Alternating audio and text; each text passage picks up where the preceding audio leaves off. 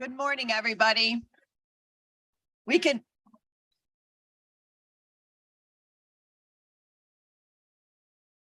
It works. Thanks to Chief Justice Popejoy, I have a gavel. Okay, good morning, everybody. I call the June 13th, 2023 meeting of the DuPage County Board to order. I invite everyone to stand and join in the Pledge of Allegiance. Member LaPlante, will you please lead the pledge? And I'll ask everyone to remain standing for the invocation. Yes, thank you. I pledge allegiance to the flag of the United States of America and to the republic for which it stands, one nation, under God, indivisible, with liberty and justice for all. Okay, I now invite Gabe Bernard Newman, past president of Congressional Beth Shalom, Naperville, to lead us in the invocation. Honorable members of the DuPage County Board and fellow citizens, as you meet here today, may you be blessed with the spirit of unity as you deliberate upon matters crucial to the well-being of our community. In the Jewish tradition, Psalm 85 in the Hebrew Bible reminds us, compassion and truth shall meet, justice and peace shall kiss. As you meet here today, may compassion and truth be your guides. May justice and peace be your goals. As you meet here today, be cognizant of the challenges faced by the less fortunate among us. Strive to uplift those in need, ensuring that their voices are heard and their lives are improved. Our community is blessed with diversity, different cultures, beliefs, traditions, backgrounds, abilities, and genders. Whatever we look like, whatever we believe, whomever we love, we are all created in the divine image. We are reminded by Psalm 133, behold, how good and how pleasant it is when people dwell in harmony. So as you meet here today, celebrate and nurture this diversity, recognizing that it is our strength. As you meet here today, may you be blessed with the strength to face the issues in our diverse county. Lack of understanding breeds prejudice, leading to bullying, hate speech, and even hate crimes. May your vigilance in combating hatred in all its forms help to promote understanding and acceptance throughout our county. We acknowledge the profound importance of the work that you, the members of the DuPage County Board, undertake. May your decisions be guided by wisdom, compassion, and a resolute commitment to the well-being of all residents of the county. As you meet here today, may you be blessed in your deliberations with the spirit of justice and equality, loving kindness, and peace. May your work serve as a beacon of hope for all the residents of DuPage County. And let us say, Amen. Okay, Mr. Deputy Clerk, please take the roll. Cahill. Chaplin. Here. Childress. Yes. Covert. Here. Desart.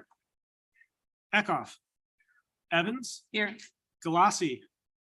Garcia. Guston. Krajewski. LaPlante. Ozog. Rutledge. Schwarzy. Tornatore. You. And Zay.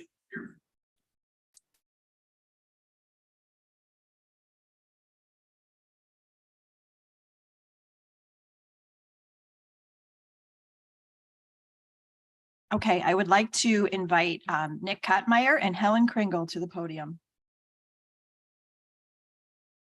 In the past 6 months, I've learned that one of the best parts of being chair of the county board is working with our dedicated staff. In fact, if you look up the word dedicated in the dictionary, you should find a picture of Helen Kringle. Our DuPage County Supervisor of Assessments, Helen Kringle, is the very definition of dedication. Today, we celebrate her 45 years as a county employee. And yes, if you did the math, that means that Helen started working here in 1978. Several words come to mind when we describe Helen's positive qualities: patience, fortitude, commitment to her duties. I'll let Chief Administrative Officer Nick Kottmeyer provide us some more information as we celebrate this momentous occasion with Helen. Allow me to first and foremost Helen, congratulations on your first 45 years of service.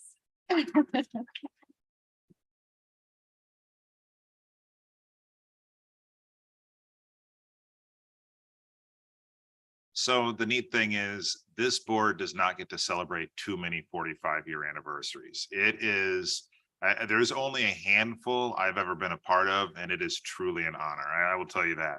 And it's an honor to be standing up here with Helen celebrating her 45-year anniversary with the county. I know she's also joined by her husband, Cliff, daughter, Caitlin, and then sister-in-law, Karen, as well. And Caitlin actually works over in our animal services department. So a little bit of a history. So since 2020, Helen has been our supervisor of assessments for DuPage County, maybe a little bit before that, but she started on June 23rd, 1978 as a clerk typist 1. And she's pretty much done every job you can imagine down there, working up, up to her current position. Then she became a senior clerk typist, administrative secretary, administrative support specialist, administrative assistant, statistical coordinator, assistant supervisor of assessments, and then finally supervisor of assessments. Might have been easier to read which ones you weren't. You didn't do. So a quick 1-minute infomercial on supervisor of assessments. I know that, Helen and her team are very proud of what they do, but they're kind of behind the scenes a little bit. So they provide statistical and performance data to the Department of Revenue, works closely with all 9 townships and the Board of Review in the assessment of properties completed by the townships, preparing and publishing the quadrennial assessment, manages all the exemptions and appeals for property taxes. So basically, the one thing to remember is anything at all having to do with property taxes, she's your expert. She knows everything, and I hear how she deals with the residents out there. Truly a pleasure. So a couple of really interesting facts real quick. I want to turn over to Helen. So there have been a total of 7 supervisor assessments, with you being the 7th. And Helen has worked with every single one of them over the years. So interesting right now, and I think everybody knows about this, since the start of the office, they've been working on the same mainframe down there for the tax system. Over 40 years old. Over the past couple of years, Helen has been instrumental with several other departments in getting the new Tyler tax system up and running for the next 40 years, hopefully. But she has been so key with her experience and her knowledge, being able to impart that on the implementation. It's been great. And a little fun fact. So Helen and her family are huge fans of Disney World, huge fans. So I was talking to Helen the other day, she has lost count of how many times she's been down there. But in the past 6 months, they've been down there twice. And I think the time in January, Cliff, was for your 70th birthday, right? So Helen, I can't tell you how much I appreciate your kindness, your friendship, and your calm demeanor. No problem is too big for you. And the county is truly lucky to have you here for 45 years. And it's been our pleasure. So thank you.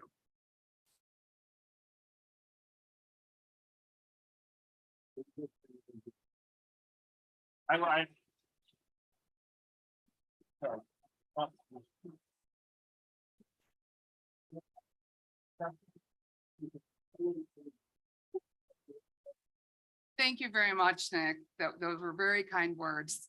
I really, truly appreciate it. I couldn't have gotten here without a lot of other people. All the past supervisor of assessments and their staff allowing me to achieve things and to grow.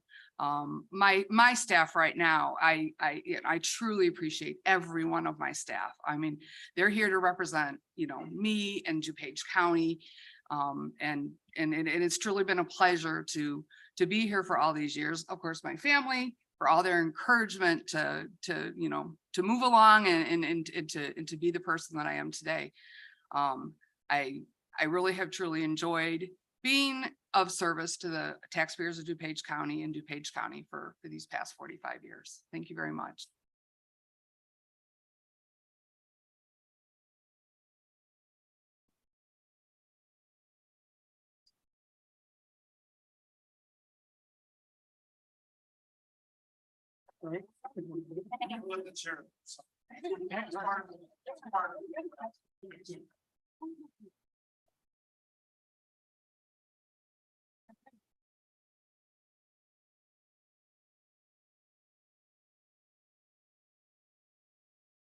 Thank you. Thank you.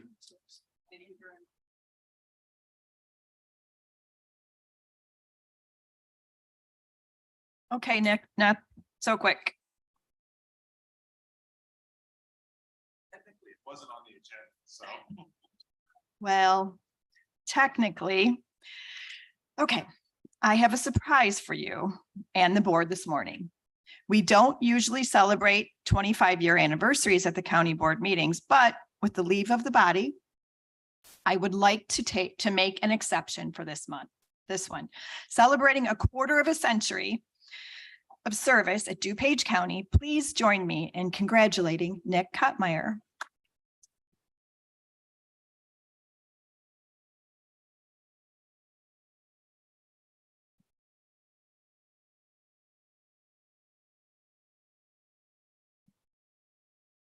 Okay.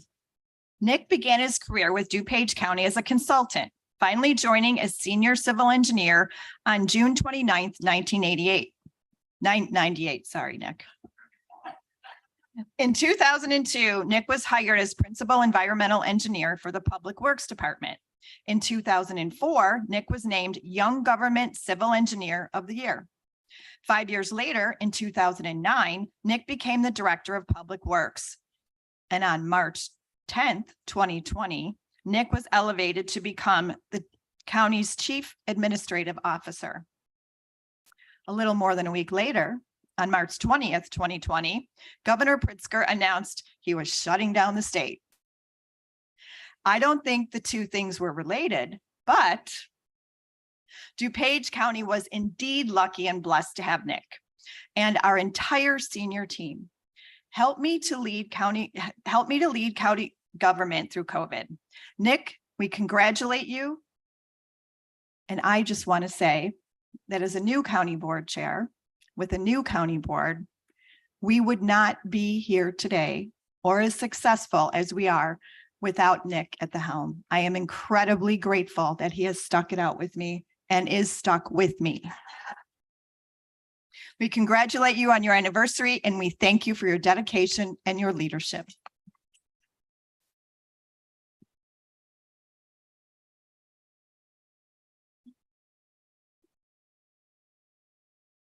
No, I don't. Got a cookie for me to have afterwards.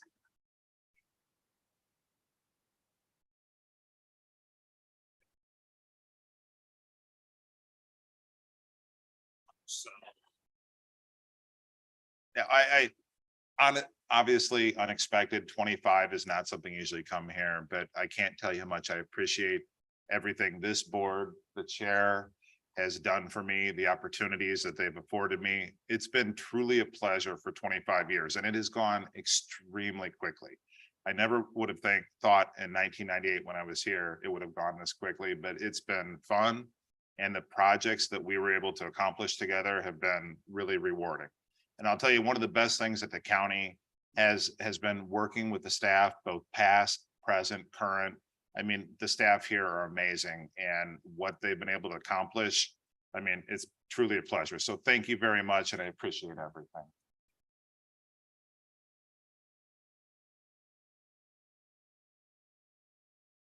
Okay.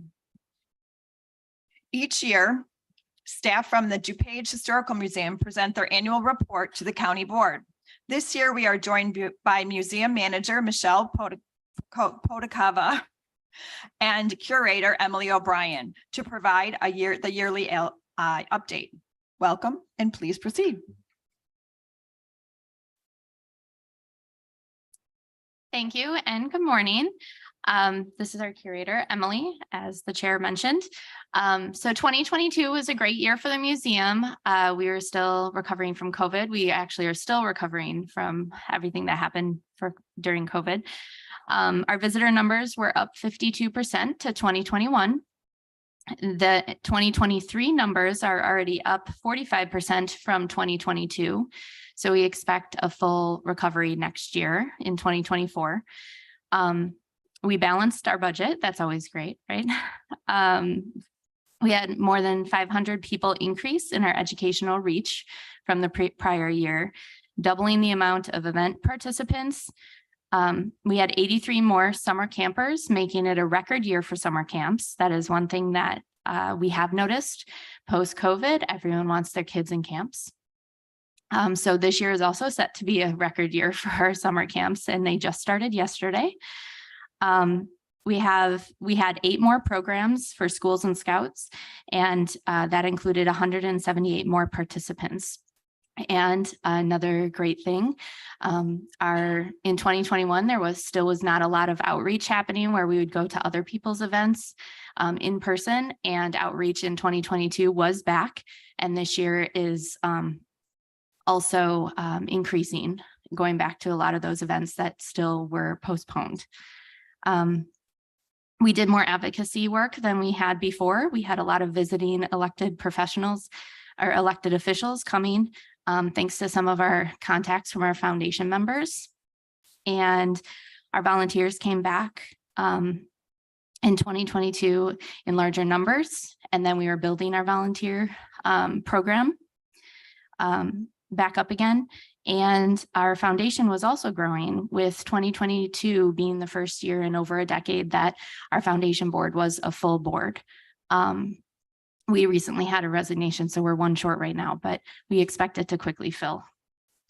So I'd like to thank everyone and thank the county board. We appreciate all the dedication and the support you give us over the years in helping us run your county museum.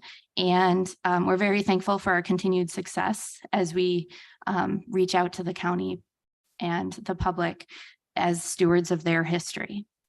And I'm happy to answer any questions. There is a sheet that's a 2-page summary of our annual report. There is a 54-page document that was emailed out to you today for your review. It's much longer report if you have if you need some leisurely reading.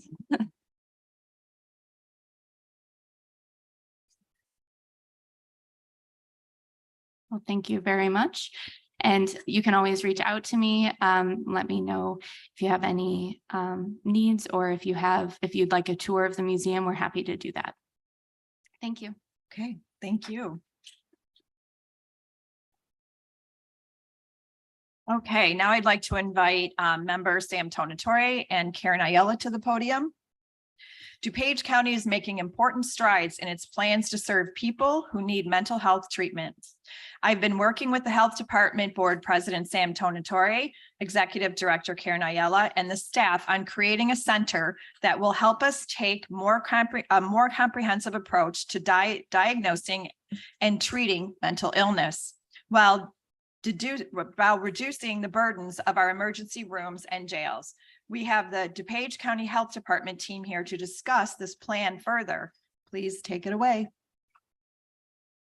Thank you so much, Madam Chair, and good morning. Thank you for the opportunity to provide you with this exciting update and, yes, a request. It seems fitting to round out this chapter of my public health career to present you with this really transformational update today.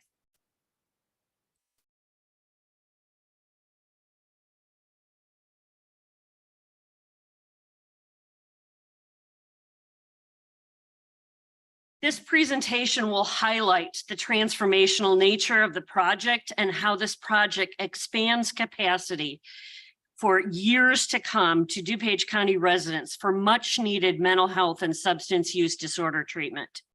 We will demonstrate that this project culminates from a position of strength and with a long history of incremental growth and expansion. A reminder, this is not a project that is a project that is rooted in planning and community partner and staff input of over 5 years.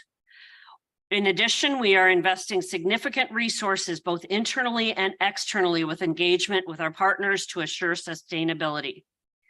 We'll be sharing, and you see already, some of the updated project design from White. And finally, I'll review the costs and next steps to launch this project. Our presentation this morning consists of many slides. hats off to Member Zay for the thoroughness of this presentation, that serve as a review and a reminder of this project. This is a new slide to remind and highlight us, though, of the transformational nature of this project and our request for investment. This request is not simply to build a new beautiful building, although it will be. It is not to simply incrementally increase existing services, nor does it more efficiently deliver existing services through a new location. This request and this center transforms the system of delivering mental health and substance use treatment to residents of DuPage County. It will fundamentally improve the way DuPage County delivers these services to our residents at a time when there is unprecedented need for this support. There is not a facility or system that exists in the state. And even though there are other centers across the country, this one is being created, designed, and built with the specific needs of DuPage County in mind. Again, a reminder, our long-term goal is to create a hub for all behavioral health crisis services. And that hub includes many elements that already exist and are represented on this slide. Again, a reminder who benefits. We know who benefits and how this benefits all different sectors of our community. As a reminder, we've called this the central receiving center model.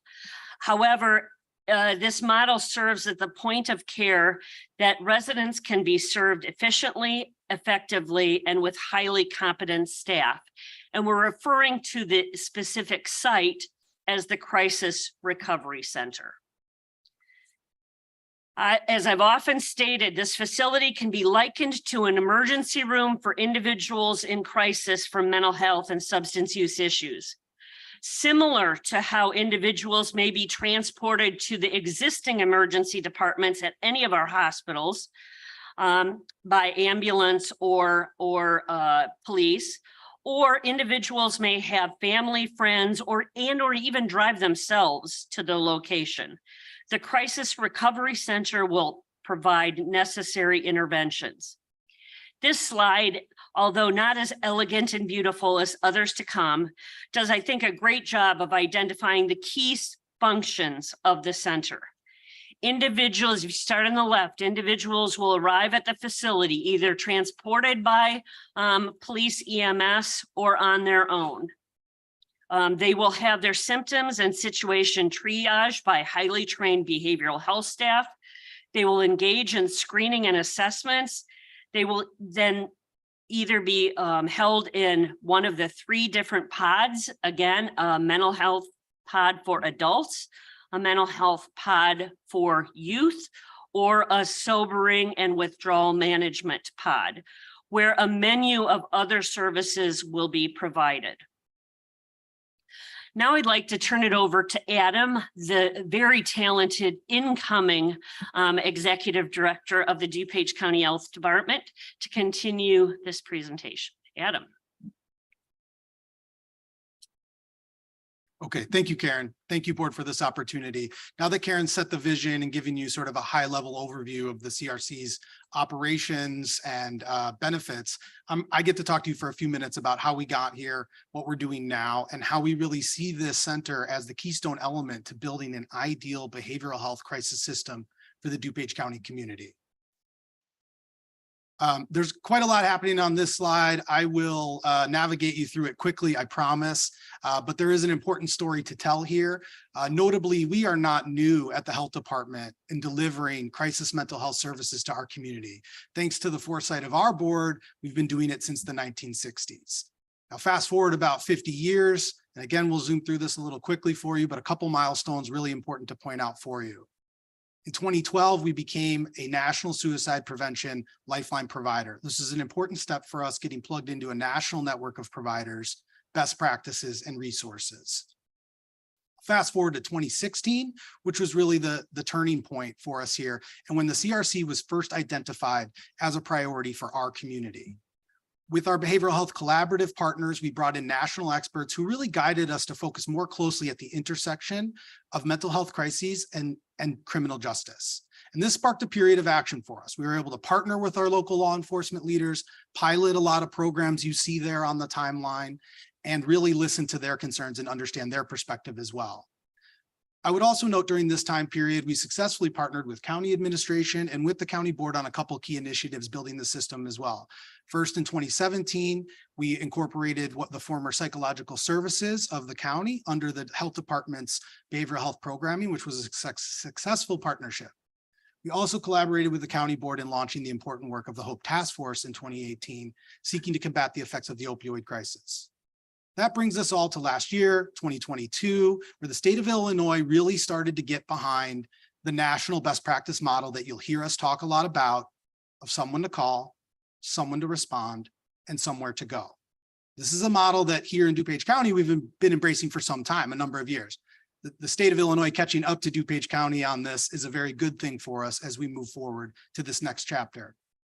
One final note that I'll make before I move on from this slide is that our Deputy Director for Behavioral Health, Lori Carnahan, has been with us this entire decade and has had a hand in developing all of this along the way. So I don't think we could really be in better hands in terms of having a behavioral health leader who really knows this system, knows these issues, and is known in the state of Illinois. So we're very fortunate to have her talents on board. This table is a simple, basic reminder of what's available right now here today for residents of DuPage County. If a member of our community is experiencing a mental health crisis today, they can call 988 or the hotline that's existed for half a century. They will reach our mental health professionals trained to help them navigate that situation. That is someone to call. Through our mobile crisis response team, we can dispatch our staff to the site and the scene of a mental health crisis in the community 24/7. And again, stabilize that situation, help that individual navigate that challenge, and really assure the appropriate linkages to care thereafter. That is someone to respond, and our current structure for somewhere to go is a bit limited in our existing crisis respite function at our Kurzawa Community Center, which is a 12-bed short-term stabilization unit for adults in DuPage County needing to recover from a mental health crisis. Now, all four of those programs last year in 2022 had about 39,000 touch points total with members of our community, mostly through phone-based support, and those were effective, successful interventions.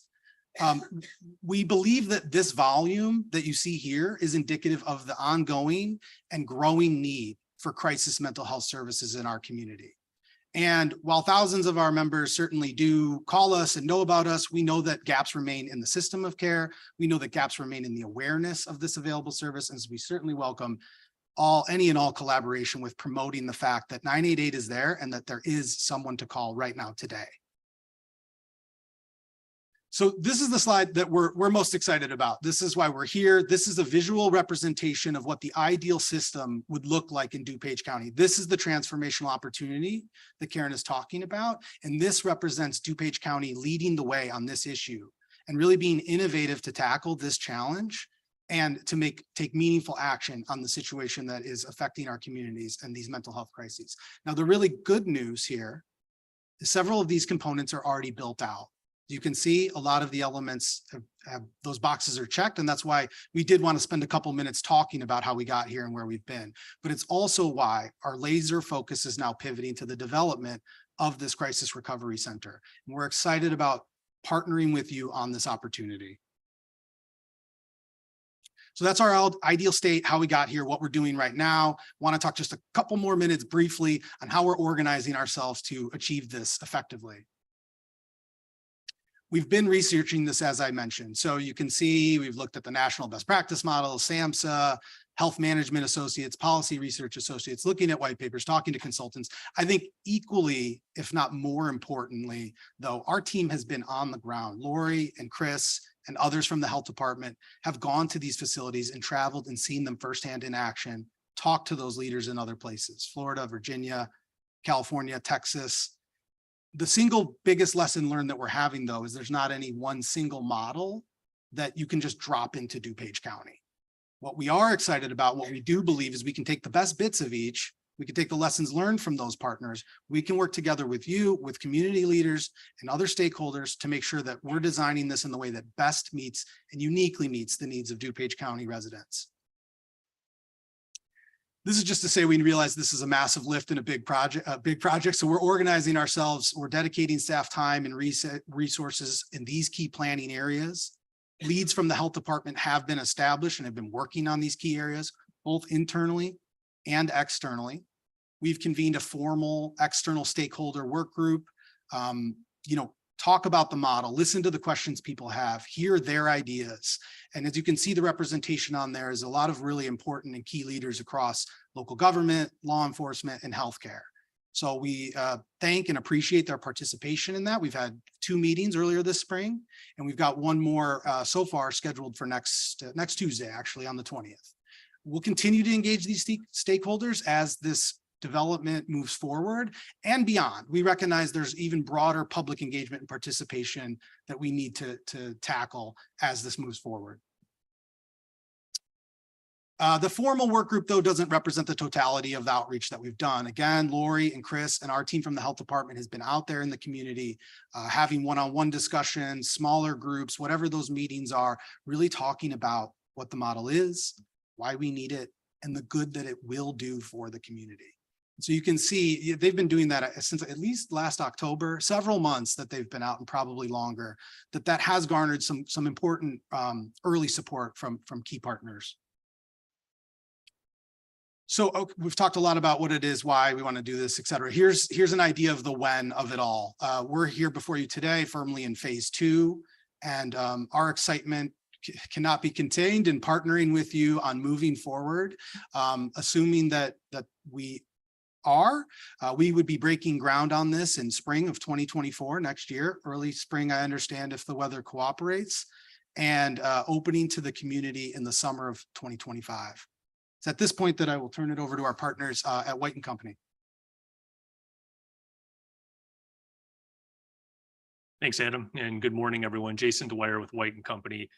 First, I just want to start out by saying how fortunate we are, or we feel, to be involved in such an important project. We get the fun job of taking these great operational ideas and the strong need in the community and converting it into a facility to serve the needs of the whole community.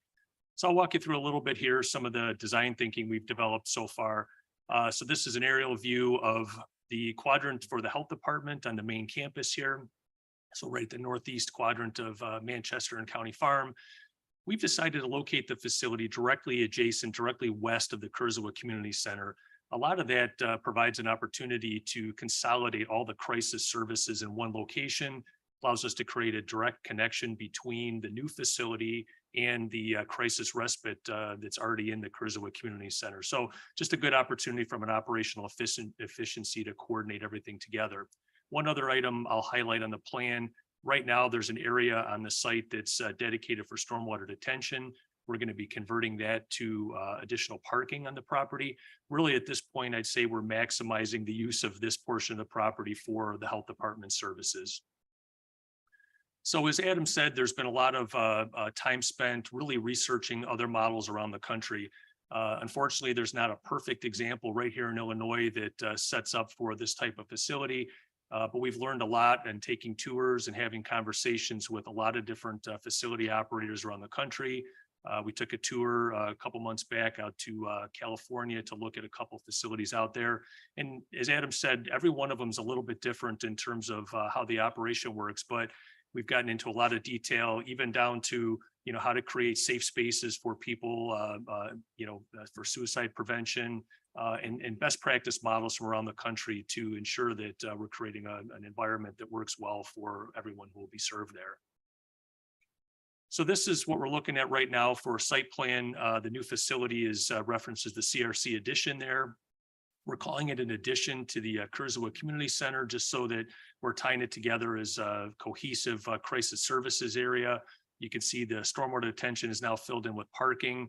We've been coordinating closely between the health department and the county as a whole to provide an offset for stormwater detention. The county are already working on a sort of a regional stormwater plan on the campus. So we're leveraging a little bit of that plus some underground detention. to really make best use of the overall site.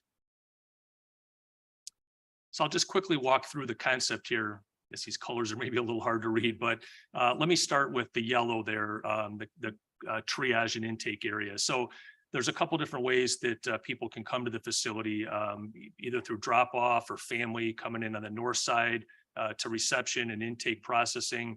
Just to the east or the right of that on the plan, we have a drop off area for public safety personnel with a separate entry point. Trying to create a couple different entry points, different workflow operations. We've spent a lot of time talking to public safety professionals in the county, trying to figure out the perfect design layout and transfer and some of the operational details as we work through the plan. So that's really the first point of intake there, triaging functions. And then we have 3 different pods for the facility. In the upper left there, kind of that purplish color, is adolescent to mental health services. And then the lower right is the adult mental health services. I'm sorry, lower left. Lower right in the green is sobering and detox area as well. Being that this is such a unique facility and, we're working through a lot of details on trying to be able to serve as many people as possible, we've explored a lot of different opportunities to flex and adjust areas. So we built into the design opportunities to adjust the number of client rooms that are allocated to adolescent and adult mental health. We're providing a lot of shared spaces in the center section there to support all the different pods. So we're, since we are maximizing the site footprint there, we're trying to build as much flexibility as we can into the plan. And then on the right side of the screen is the second floor. That's really going to become the consolidation of all crisis staff area there. A lot of the staff will be working regularly on the first floor, directly integrating with clients. But there's a lot of other support staff, being that this is a 24/7 operation. We're also able to now, with this design, consolidate all of the 988 call center operations, which right now are dispersed across a couple different areas. So this really gives us the opportunity to integrate everything into one cohesive facility here.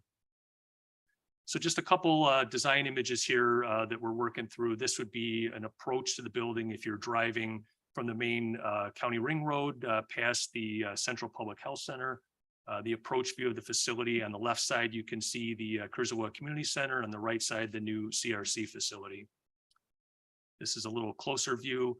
Again, much like what we did on the design for the community center, we're trying to create a design here that's a little warmer, a little inviting, speaks a little bit to the therapeutic nature of the work that's being done in the facility. In general, I think government buildings sometimes can be a little bit intimidating. So we're trying to create something that's a little more human scaled, a little more rich and warm to encourage people to take advantage of the services in the facility. This is just a head-on view of the entry. So this would be the main entry for people that are coming themselves or with family members. Just to the right of that, we've got a staff entry point to make connection between this facility and the Central Public Health Center on the campus. And then I think if this plays, we've got a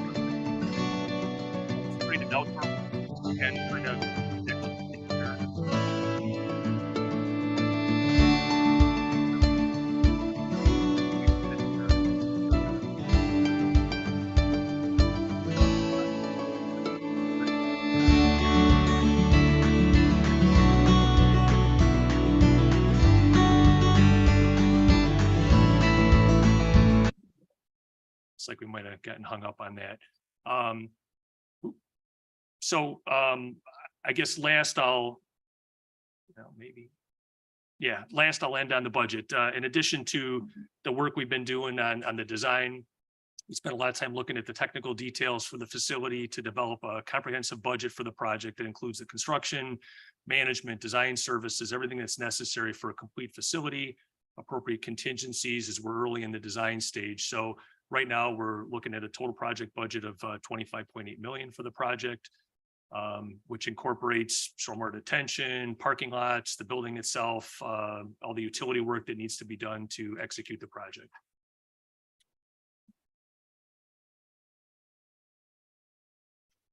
Thanks. So as I shared before, the capital investment is covered, or we're hoping to have covered through a variety of investments, primarily, and to really get us launched again in this effort, we owe a debt of gratitude to then Representative Conroy, who was able to secure a $5 million investment from the governor's Rebuild Illinois capital budget.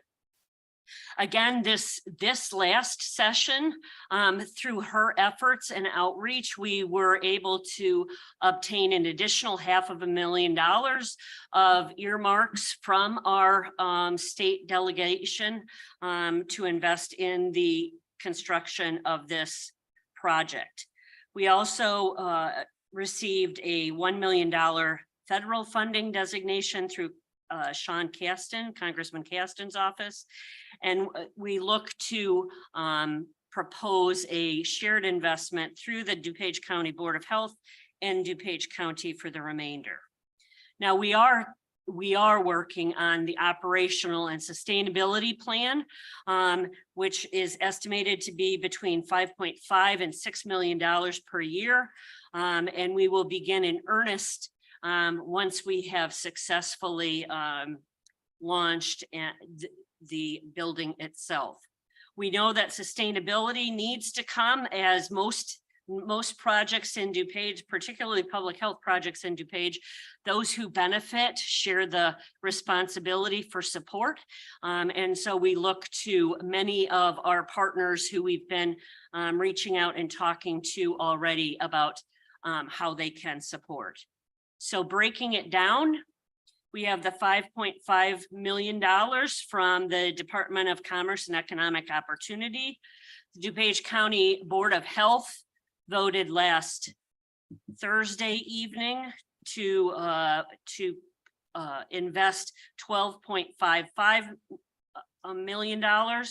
Our request, therefore, to DuPage County for additional funding is $7,750,000 for a total of the not to exceed cost of $25.8 million for the project. Again, key takeaways. This crisis center model is one component of our crisis system. We are leveraging and building upon the foundation of the existing services.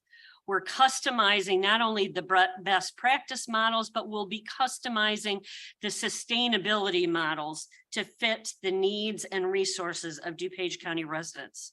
Again, we look to break ground in early spring 2024 with the expanded facility projected to open in 2025, but really want to, again, as Adam mentioned, reinforce that we have crisis services available 24/7 to our residents right now. So please access through 988 or any of the other ways that are included in your packet.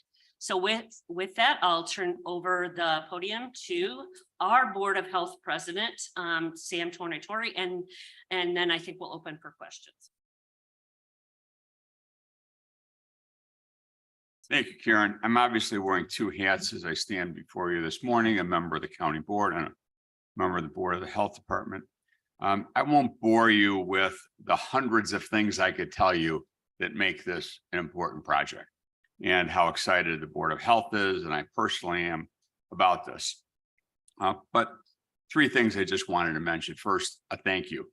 Thank you first and foremost to Chair Conroy, who essentially has given us the foundation, literally and figuratively, to build this. Without that $5 million, we wouldn't be having this conversation. Also, thanks to the members of the health department and the county who've worked tirelessly to get us where we're at today, as well as all of the stakeholders who've been brought forth. You may have just kind of gone through the list of people who have been involved in this, but it's everybody in this county. Municipalities, police, fire, sheriff, state's attorney, public defender, the court system, the emergency departments of all the healthcare systems.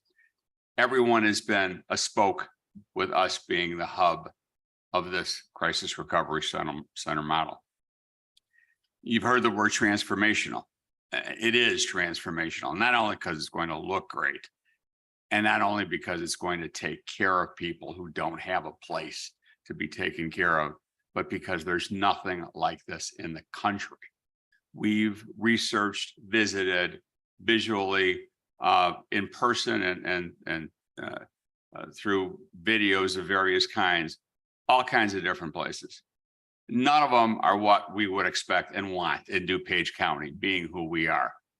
But what we've got to lay before you is exactly, I think, what we need. And it's just not because it looks great, it's because it will serve a purpose. And lastly, this is a big ask. I get it. I've sat there for 3 years and I've listened to people come before us as a county board asking for money. Whether it's the care center, whether it's the offices for state's attorney, public defender, whether it's work here. But this building is not just a building. It's a place for people to get help. And in so many ways, it's almost ironic that it needs to be built because it's the culmination in some ways of COVID. Many of the people who are undergoing crisis and who will be treated there, as well as being treated at our current centers, are being treated because of the problems that they experienced during the coronavirus, the isolation, the illness, the deaths. And it's been very difficult for them to come back from that. And this is going to be an opportunity for them to do it. I know we have some money left in our ARPA funds. I know this is a big ask, and I know I'm prejudiced from the health department standpoint. I don't know of any better way for us to spend our money to take care of those in need from now going forward than to help the county board partner with the health department, as we've always done, to make this a reality and to help the people in need. And I certainly would ask for your support. Thank you. And I don't know if the chair wanted to make some comments as well. Thank you, Sam. The work that has been done here is just something that we should all be so amazingly proud of. You know, as a state rep, I was able to represent our community in DuPage County and change laws, which was quite a privilege. But as a county board, we have the ability and the responsibility to actually put those things into play. At the state level, it's very hard to do these types of things, but I believe DuPage County can be the leader in showing the entire state and the country how to create a continuum of care for those who are struggling with mental health needs. And I would just say, as Karen is leaving, that it has been a privilege to work with her, and she gets so much credit for this, as does the board. And I will move on to questions. I have member Ozog, Zay, and Desart, and I'm writing down the rest. Okay, member Ozog. Thank you, Madam Chair. I want to echo Karen, thank you so much for your service during COVID. And I'm delighted that this is the project that you're finishing with, because this will be a wonderful addition to our community. So I completely support it, and thank you. Okay, member Zay. Thank you, Madam Chair. You know, Sam, I'm going to take your word on this. I only saw 11 communities that sent letters of support in. I talked to one of my chiefs. They're concerned about the travel back and forth. So I would hope that we would get every community to sign on board on this. I mean, only a third of the communities right now. That's kind of scares me at this point. Just to answer your question, that is not the entire group of people. Okay, so if you can get me that would be great. That'd help a lot. You know, I saw the numbers. I talked to our staff. I mean, I saw the 12.5 million from the health department. I mean, I kind of feel like my sons are gonna come to me on Friday and ask me for $100 for a Father's Day gift. I'm gonna give it to them and then they're gonna buy me a gift. I mean, the health department's only putting 2 million in. I mean, really, the county with our ARPA money and now this additional ask is coming up with over $18 million for this at this point. So- I mean, So No. I'd like to clarify a little bit. We have so appreciated the support of this county board through the allocation of the ARPA dollars for funding. At the very beginning, it was the agreement between our two boards that it would be for the response and the recovery, with the recovery side really focused from our perspective on mental health and substance use needs. And so we've been as frugal as we possibly can with our response dollars so that we have a significant investment, and without a doubt, it's a significant investment from those ARPA dollars. But it's certainly been done very strategically and intentionally to allow us to leverage those dollars to the max. We could have bought even more pallets of gloves or Band-Aids or something like that. We have attempted to keep that spending to the absolute minimum necessary. So yes, we are asking, part of that from the Board of Health is coming from our existing allocation of ARPA dollars, and then the 7.755 additional. and Karen, you know, the only other thing is that you said the sustainability and operations, I mean, $5 to $6 million a year is a lot. And you said you still are working on that program. I mean, the first bullet point is, you know, tax dollars. I mean, I'm just concerned that we don't see a huge increase on property tax through the health department to fund this. I mean, I know you're working on it, but I'd feel a lot better if you had more of a detailed plan. We for us. absolutely, within the next 6 months, Adam will come back to you with a much more detailed operational plan. So But what I can tell you, while they're digging holes, you're gonna tell me how you're gonna pay for it? what I can tell you is that we have a pretty promising track record of bringing on programs and creating when we accepted the psych services and transitioned those, the county was paying over $1 million for those services, and we incorporated those into our existing allocation. We understand the need to be financial good stewards. Adam gets it, the entire staff gets it. With a transformational project, again, no one has this. So what are the billing codes? What are the, expenses? How much are hospitals going to save? All of that still needs to be determined. It is, and I don't say this lightly, a no-brainer. This is going to be much cheaper than having individuals be sitting in an emergency room and coming out with a $15,000 price tag on those services. This is going to be much cheaper than having EMS be transporting people to the emergency rooms or the hospitals, because now family members can take individuals, or we arrange for other transport to bring individuals to us. So I understand it's a lot of money. Oh, I think that's probably one of the things that's keeping the people coming in after me up at night. We do know that there are Medicaid dollars that the vast majority of the clients who we currently see, this is a reimbursable service. We'll be able to bill for those. We just, through state policy this last session, that reimbursement rate was increased. We have started conversations with how can we get bundled payments? How can we make this easier to do? So we absolutely feel very confident in our ability to represent the sustainability of this project under the current set of circumstances. Now, not to say townships are getting, 708 boards. Those are taxpayer dollars too. So we may be going for some of those or other ways, but No, it looks like a great project. Hopefully Mhm. that we can bend some ears too, that hopefully maybe our congressional delegation, I know Congressman Casson got us some money. It'd be nice. I know you've had a lot of our congressional delegation over there. So Yes. this would be a great project for them to jump on board and get Absolutely. some more funds. Yes. Thank you. Member Desart. Thank you, Madam Chair. First, I want to say, Karen, I so appreciate your service to our county. You've been wonderful. And especially during a pandemic, once in a lifetime pandemic. And Adam, I want to say welcome to you. You've got huge shoes to fill. I would call Karen on a weekend, on a Sunday afternoon, and she would be responsive like that. So welcome, Adam. Thank you.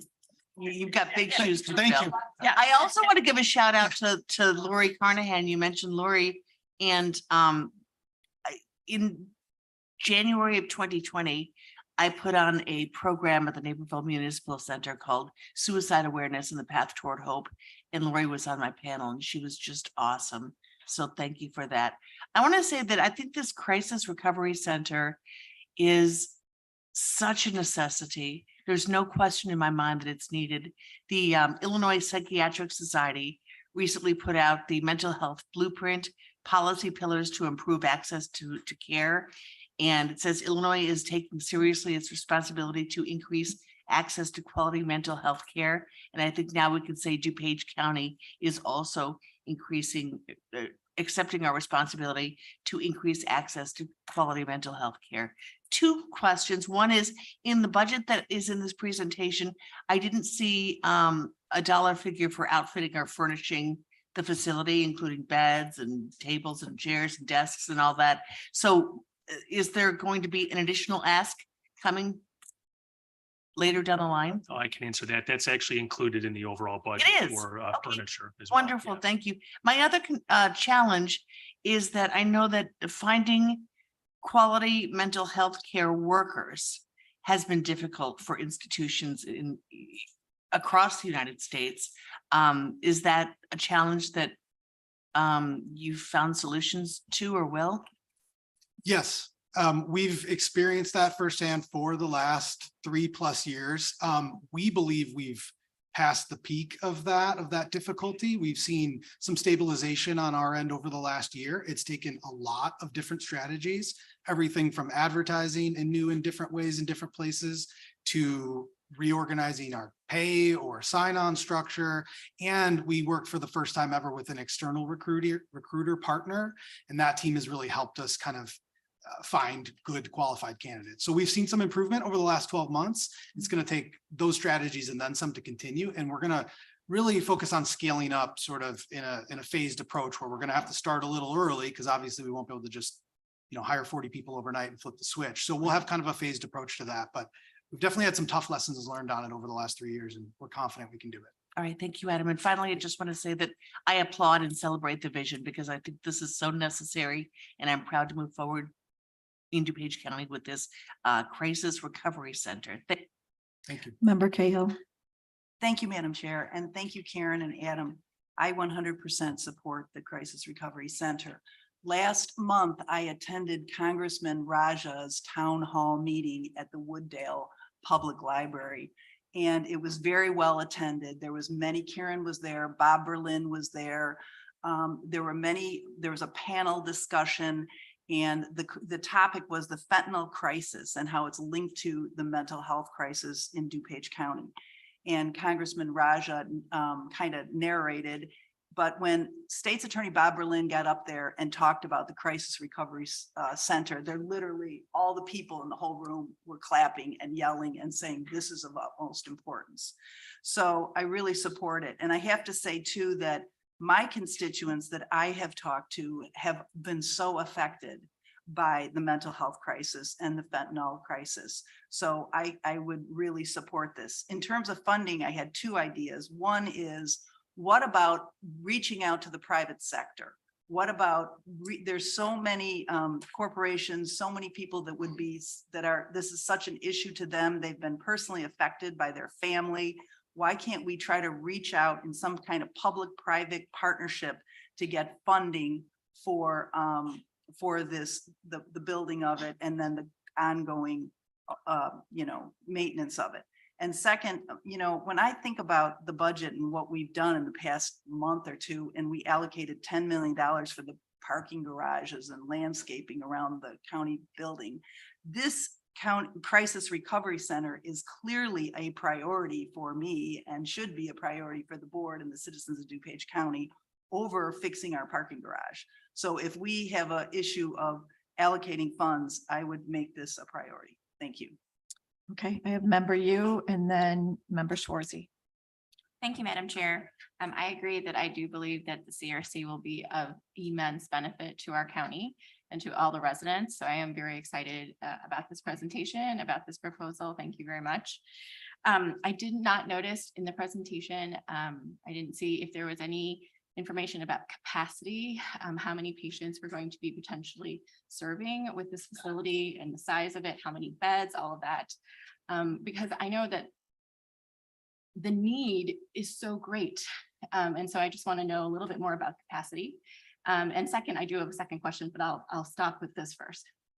Okay, so I will ask Jason to talk about the size and the number.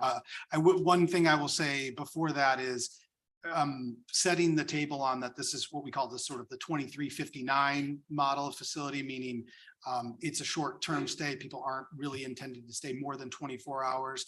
And in our research, we've shown that average stay is about less than 9 hours, meaning just to kind of give you a sense of the potential for throughput on top of the size, but I'll let Jason talk about the size. Sure. In terms of overall capacity, we're designing kind of a hybrid model of individual client rooms as well as group areas. People in crisis will be in different states. So we've got 21 individual rooms between the adult and adolescent mental health areas. And then upwards of 20 that we can serve on top of that between those two in sort of group areas. So close to 40 at any given peak time. So it's a pretty robust capacity. On the sobering detox side, we're looking at a slightly different model there. We've got 4 individual rooms. We've got a mix of kind of open group area and then sort of communal group areas. Some of that is looking at the different models we've seen around the country in terms of what's the best way to serve the clients in that space. So it's a pretty robust capacity. And as Adam said, there's going to be an amount of turnover. It's hard to say for certain. We're trying to use the averages on turnover to look at overall capacity, but we feel this makes a really good impact in terms of serving the community. Thank you. And I do have one more question, Chair. Thank you. So I have spoken with representatives from Elmhurst and Lombard, and they have previously told me that they have some concerns with regard to the distance, obviously, and I think another member mentioned that too. But I'm wondering if there is any plan to increase the number of the mobile response teams or the mobile response units in order to address that issue, for them to go to the further out, locations within the county to address that particular concern. Yes, that's a great question and a valid concern we share. It's transportation's a tricky problem, I think, for a lot of different scenarios in DuPage County. One, we're committed to finding sort of a blend of strategies that will work to sort of mitigate that utility for outlying municipalities. To answer your question more directly, yes, we're absolutely interested in expanding the mobile crisis response capability. And that's probably the number one answer to that challenge, to say, that strategy, that solution, that service is available now. And if for particularly, again, we've been engaged with a lot of law enforcement professionals that, if it's going to be too much of a risk or consume too much time to travel over to Wheaton, we understand we want to work on this, but right now they can call for that MC, that mobile crisis response service and bring that to the community. So that's available now. I would just note we're interested in a variety of different strategies that may work, partnering with different transportation services, looking at some potential utilization of our outlying public health centers that we have. So we know that that's an area we're going to have to focus on as we continue to develop this.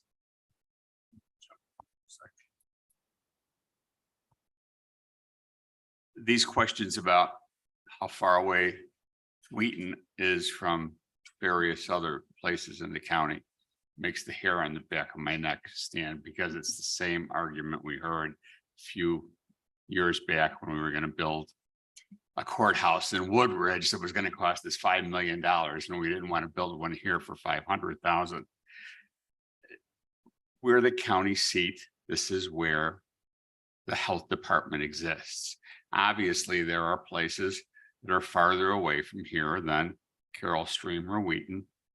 But you got to remember that though the police departments in the outlying areas, if you will, are already taking care of these people and either housing them in their police stations, their fire departments, or bringing them to CDH anyhow. So they're going to come here one way or the other. And if they can't get here because they only have 4 squads on the scene at any given time, we'll come and get them. Or if they'd rather go somewhere else, this isn't going to be a mandatory requirement for someone who is in crisis. It's available for those who need it. So yeah, there's a million different reasons that people can make excuses about why they can't get here. And some are legitimately valid, but the reality is that this is a center where it should be, where it must be. It's close to a hospital, to CDH, obviously, and we'll figure a way to get those people here. There's no question about it. So any police department, we've had discussions with police chiefs and with village managers who brought that same issue up. And the answer is ultimately what I've just described. And it's pretty much been to their satisfaction. So I think we've solved that problem and will. Okay, member Schwarzy, then LaPlante, then Guston.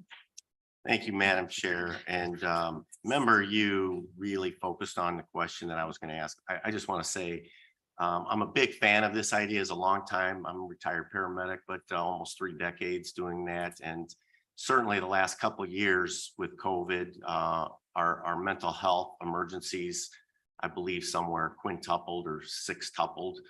And so I know how important this is. I'm a big fan of this. I do have some concerns about the travel. Look, you're not going to be able to use a 911 ambulance, certainly in Elmhurst to travel here. So, you know, you guys have sort of answered that you have some ideas. You didn't get real specific, but I think that's going to be it's going to be the, you know, I don't know if you can get more specific or if you don't have answers right now, but you know, that's going to be the big hurdle you guys have. So I think that one of the factors that kind of goes together, because we've talked about, and part of it I think is our responsibility, because we've talked about it in terms of it will ease the burden of EMS, it will ease the burden of law enforcement. The big thing to remember is not everyone who has a mental health crisis. In fact, a very small percentage of individuals having mental health crisis, thank God, interact with EMS or law enforcement. Most of them are at home, unable to get out of the chair, or they're begging for treatment and their family doesn't know where to take them. So I think that, yeah, legitimate questions around transportation, how we're going to make that happen. But I think keeping in mind that's a small sliver. In fact, it's less than 10%. I think it's 6% of our current crisis respite comes through those venues. The other 94% are individuals who still have the wherewithal, that they know they need help and they know where to go, or their families and friends bring them. So I think that's really important to keep in mind too. And again, not to discount, transportation is a challenge. We get it. But no, we don't have a magic wand at this point to say, yes, we've got it figured out.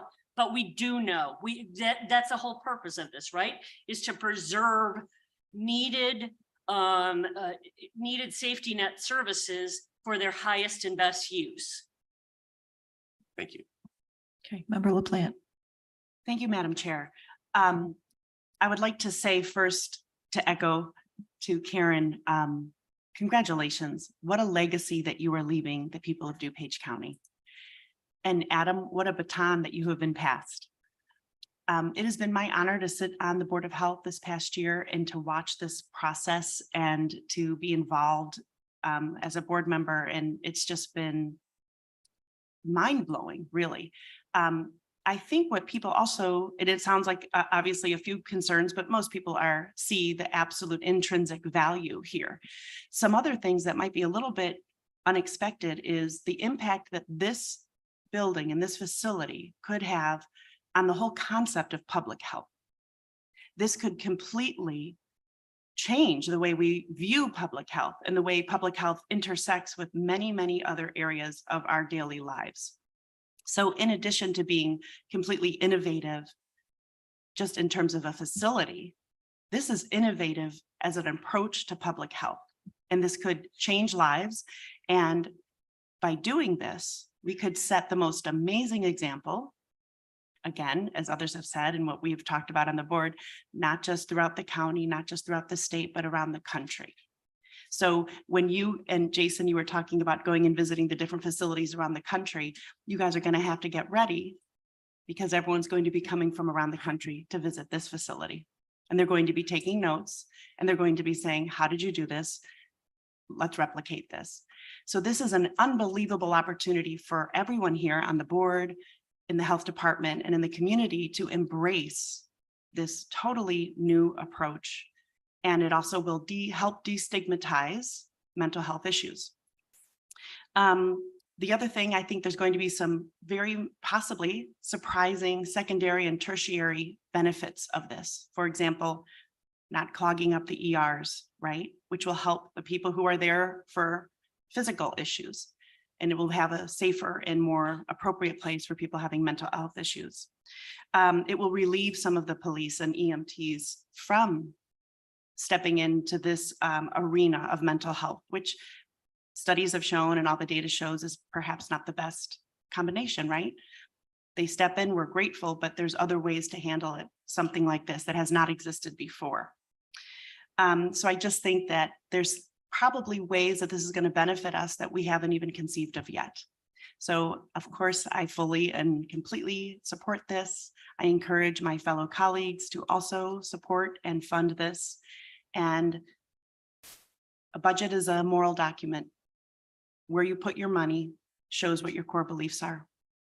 So if we say that we support mental health, we say we support public health, we better show it with our budget and where we spend our money.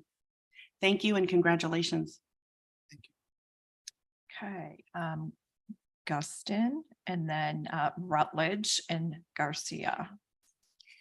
Thank you very much, Chairwoman. Thank you very much for the presentation. I do think there is one section or area of our population that has been missed in this. I know through the pandemic, on the city council in Naperville, we had a high concentration of mental health issues come up within our youth. It was very, very difficult for them between anxiety, depression, drug use, that type of thing. And also in our senior population. I would love to see more individuals on the whatever your committee is, with your police and your fire and medical professionals to include our schools. I do know that one of our school districts in Naperville already has a mental health program called Peace of Mind. It's offered to the students. It is a pilot program that has been very successful. And I think there are ways in which we can really get help to our younger people prior to them being in crisis, because once they're in crisis, now you're just reacting to the moment versus doing something in advance to help alleviate the crisis. So there are pilot programs out there right now with some of the school districts. So I think they would be a good asset to have at the table also to see how the county can facilitate or work with them also, because our youth are our future. And they were truly, everyone was affected by the pandemic, but they had a very difficult time and also will have a difficult time moving forward. There is also a program out of, I think it's Colorado, where they're doing virtual counseling and they're actually getting more counseling services to more people because it is more online counseling. So I know we're short people in that profession, but they are finding ways in which to use better techniques to be able to get to more people and to be able to help more people. I think this is a wonderful development. I so look forward to the groundbreaking. I think it's going to be an asset to our community. One thing I would like, and probably Ms. Rutledge is not here right now, but is there any way we can do solar panels on the property, or even you know, like a grass garden of some sort? And I know that's the builder stuff, but if there's something along those ways, or even prairie type vegetation, that type of thing that other construction is using. Sure. Actually, that's one thing I didn't mention in the design. We're looking at a vegetated roof for the project as one of the elements, and really highlighted how we're incorporating a lot of landscape, some of it for screening to give it kind of its own intimate feel within the facility too. And then just the connections with nature, I think, are going to be better for the therapeutic work that's done in the facility. So that's all part of the design we're working on right now. And we don't have any intention on doing solar, wind turbine, geothermal. Yeah, we'll keep looking at different system options. We've got competition on roof space if we're doing vegetated versus the solar. So we're trying to look at what's kind of most appropriate for the facility type. One other thing we're looking at, I don't know if you're familiar with well building standards, but really focusing on kind of wellness within the facility. So we're always looking at energy efficiency design solutions, but also just by the nature of the facility, looking at opportunities for a well certification for the facility, which really speaks to the both the staff and the clients that will be in the facility. And the reason I bring it up is because there may be grant money out there, obviously, and then also for bills, right? If you can keep your electric in check, then the cost of operation will reflect that. And again, if we can, I've got contacts at the school districts. I would love to have you talk with them to be able to get their opinions and what's worked for them, because they are our future and we need to make sure. And that they're Member here. Guston? Yes, thank you. Also, I think one of the most important things that makes this a unique facility and different from anywhere else in the country is the youth pod. So that is one of the most exciting pieces of this. I'm sure that every one of us here know of a family, if not your own, that has been in a situation where there's been a youth and no one knows what to do or where to go. So that is what makes this facility unique and will make it the first in the country. And those will focus on our youth. On our youth. It's a youth Perfect. pod. Perfect, Yes. perfect. And I will get you names. That'd and be great. numbers. Yeah, I appreciate those comments. I do think Thank there's other things we could talk about that we're doing separate from this project at a policy level to engage with the youth, and I'd love to talk more with you about that. Perfect. Thank you, Adam. Agree with the Thank you. issue. Thank you, Madam Chair. Okay, and I believe we are at Rutledge and then Garcia and then Chaplin. Thank you, Chair. And Karen, all the best to you in your retirement. You've done a stellar job for our county here. And Adam, welcome to your large role. I wish you all the best with that. I have several questions, so bear with me a little bit. First of all, if this is ARPA funds, is there every confidence that this building will be done by 2026 with supply chain challenges and all those other things? Yeah, we're looking at summer of 25 for completion. We don't have any real concerns about it going beyond that. Okay, good. Then you talked about solar versus the live roof. Is this going to be a LEED building? We haven't made a final determination on that yet. We're very much into sustainable design in our practice, so that's definitely in consideration. We're, like I said, I think we like to tailor the design solution to the function of the building too. And I think not that there's competition between a LEED or a well certification, but we think in this case, maybe focusing on elements that are very impactful to the inhabitants of the building is even a stronger statement. But we always look at all of our buildings with energy efficiency design in mind as part of our practice. Thank you. Will you be accepting any patients from outside of the county in this facility?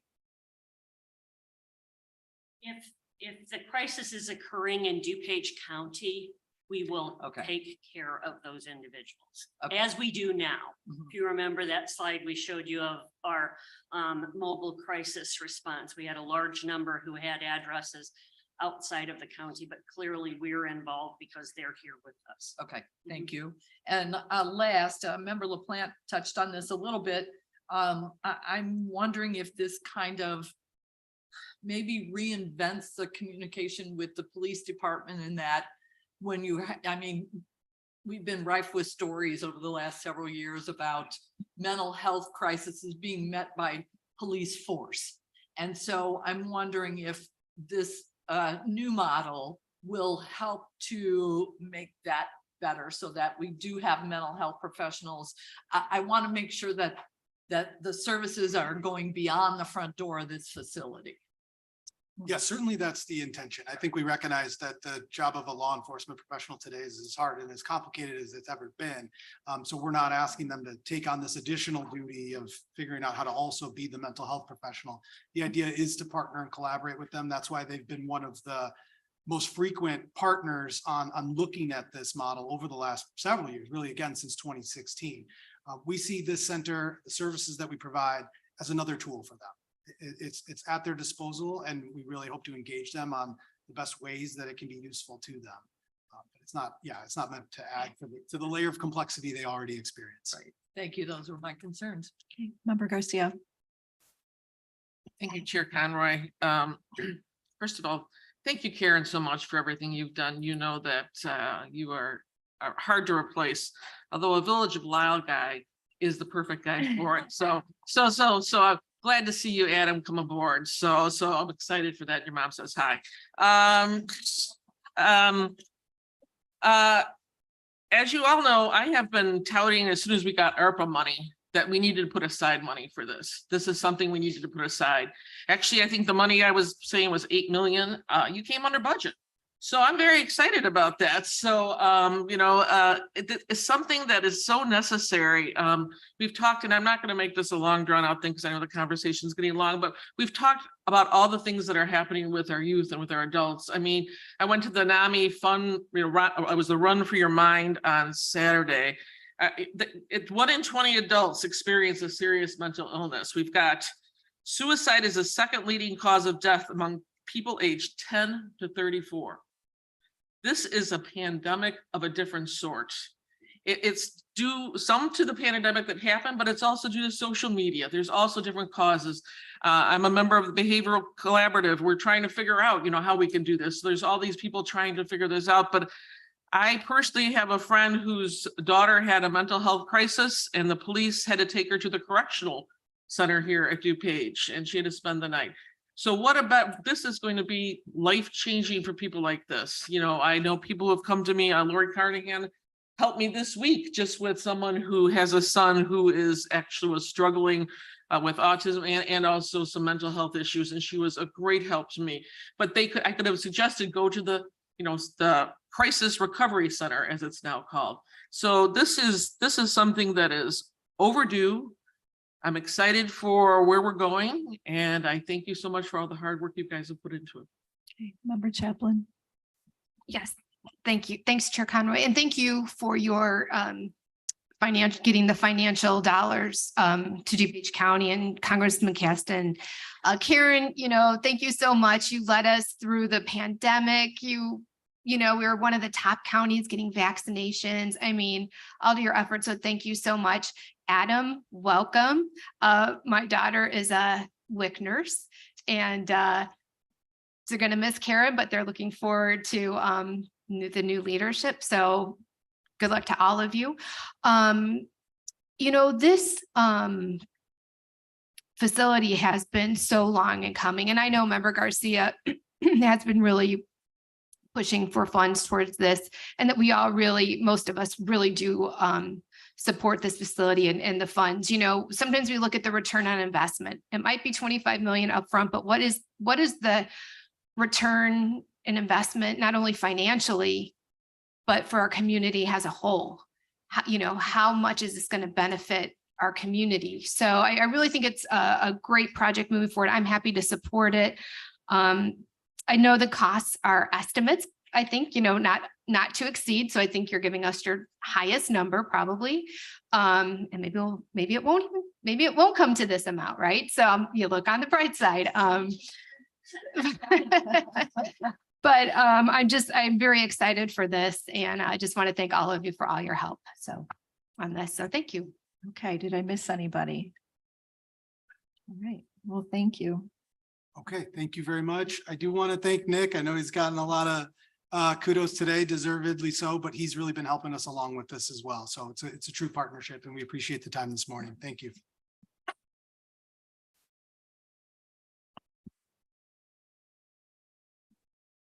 Okay. At our last meeting and in Finance Committee meeting this morning, we heard an update on the progress toward resolving the unpaid invoices brought before the board at our meeting in May. I attended today's Finance Committee meeting and heard the frustration expressed by members of this board. I share your frustration. As you heard in Finance Committee, I have asked the state's attorney to research our options as to whether the election division can be removed from the county clerk's office and once again come under the supervision and control of the DuPage County Board. As we learn more, we will bring this information to you. On the immediate issue of the remaining unpaid invoices, I asked that Clerk Kazmarek and her office continue to work with the finance department, the state's attorney's office, and the auditor to resolve these unpaid bills. And on to public comment. On the matter of public comment, according to our county board rules, members of the public shall be afforded time to address the board. Individual remarks shall not exceed 3 minutes in length, nor shall the total time provided for all remarks exceed 30 minutes. Our first speaker is Sabah Heather.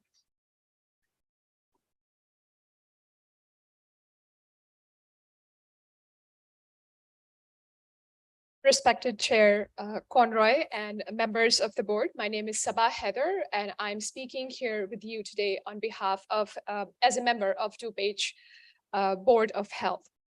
I speak on behalf of my colleague on the Board of Health, Ms. Janice Guider, and myself regarding the Behavioral Health Crisis Recovery Center.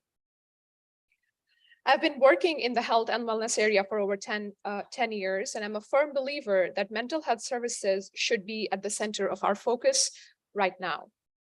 The mental health impacts of COVID-19 pandemic were catastrophic.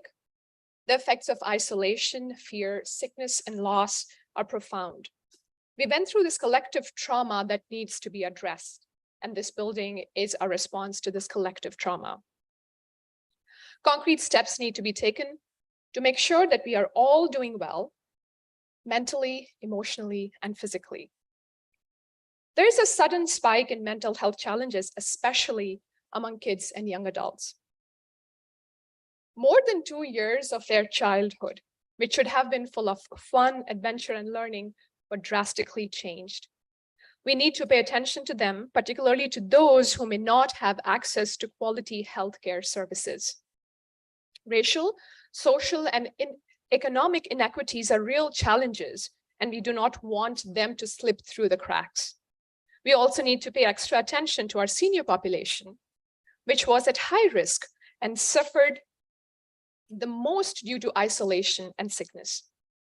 Studies have shown that half of the patients with mental illness will show signs by age 14. Without appropriate placement or beds for these patients, the disease becomes more encumbered with jail and eventually, for some, incarceration when behavioral health is needed.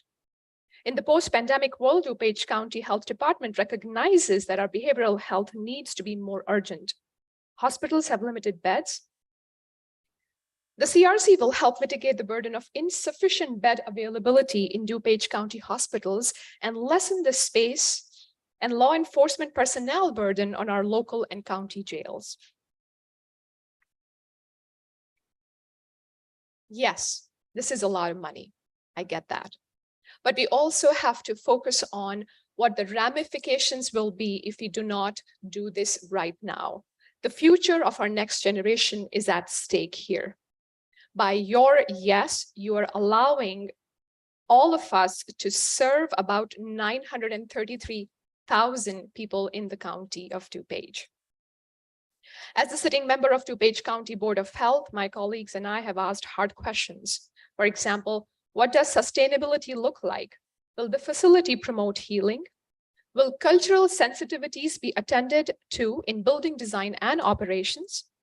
How will the pediatric and adolescent population be separated from the adult population? How will security be maintained? What are staffing concerns? We reached a consensus to support the redefining best practices for behavioral health care, and yes, this is transformational. The investment in people, prevention, treatment, and community through the scope of public health is undoubtedly met with this public health initiative. Excuse me, can you please wrap up? Yes. We respectfully urge our DuPage County Board members to support the DuPage County Crisis Recovery Center. Thank you. Holly Hoopman. Hey, yay. Hi, my name is Holly Hoopman. I've been before this board several times. Most of you know me as the founder of Neighbor Gals, but I am also the head of Deep Dive DuPage. I've interviewed over 200 local officials, and I come to these board meetings when I see things are going awry. I work tremendously hard. I am not paid. I'm not a paid lobbyist. I'm not a party operative, none of those things. I work tremendously hard on the issues that I believe in. I live in this county. I am a taxpayer. When my friend that I worked with to help get elected was removed from the ballot, I actually came here and spoke on her behalf. When I actually in support of our current county clerk, she was not the clerk at the time. I have lobbied for things to get closed captioning in our meetings and be compliant with the ADA. It took over 4 years lobbying this board to become compliant with the ADA. I'm here today to talk a little bit about what's called kicking the can and not doing your job. Okay. Today, State's Attorney Barbara Lynn said this issue has been going on for 3 years. If it is the board's responsibility, this board and the Finance Committee's board's responsibility to oversee the clerk's office, and this has been going on for 3 years and nothing has been done, and now we're at the point where she is violating the law and people are throwing around things like criminal charges. At what point does anyone on this board stand up and take a leadership role and say the buck stops here? I lobbied tremendously hard night and day for over a year for the sale of recreational cannabis in Naperville and in DuPage County because I knew that it would bring in millions of dollars of revenue that could possibly offset the taxes for middle-class families like myself. And what did we do? We didn't file the proper paperwork with the state and lost close to $4 million in tax revenue. And at that time, a lot of people on this board stood up and they protected the clerk's office. They said it wasn't their fault and they were all outraged. And I watched these same members throw her under the bus today. But if she is supposed to get your approval on her expenditures, then whose fault is it if it's gone on for 3 years? Whose fault? And at what point do we start looking at the leader of the Finance Committee and say, we need to censure you? This is not working out well. Things are not getting accomplished. Now, Deb, I know that you're new to this board. I know that the many years I've spoken here, you've probably never seen me speak, but I was successful in getting closed captioning. I was also successful in getting the consolidation of the maps that happened in the clerk's office as well on hold until we could look at those maps a little better and maybe do them a little more justice to the people who are elected to represent those precincts. Okay, again, I need to ask you to wrap up. That's fine. That's fine. But my issue here is today I watched all of you speak about this issue and I watched all of you kick the can, and yet again, another month. So at what point are we going to actually see action as the taxpayers? And to make me sit here an hour and 40 minutes to speak about an issue that's been ongoing for months is absolutely unconscionable in the middle of the day when I'm a working person and I have things to do. We should do public comment at the beginning. Thank you for your comments. Karen Rugg.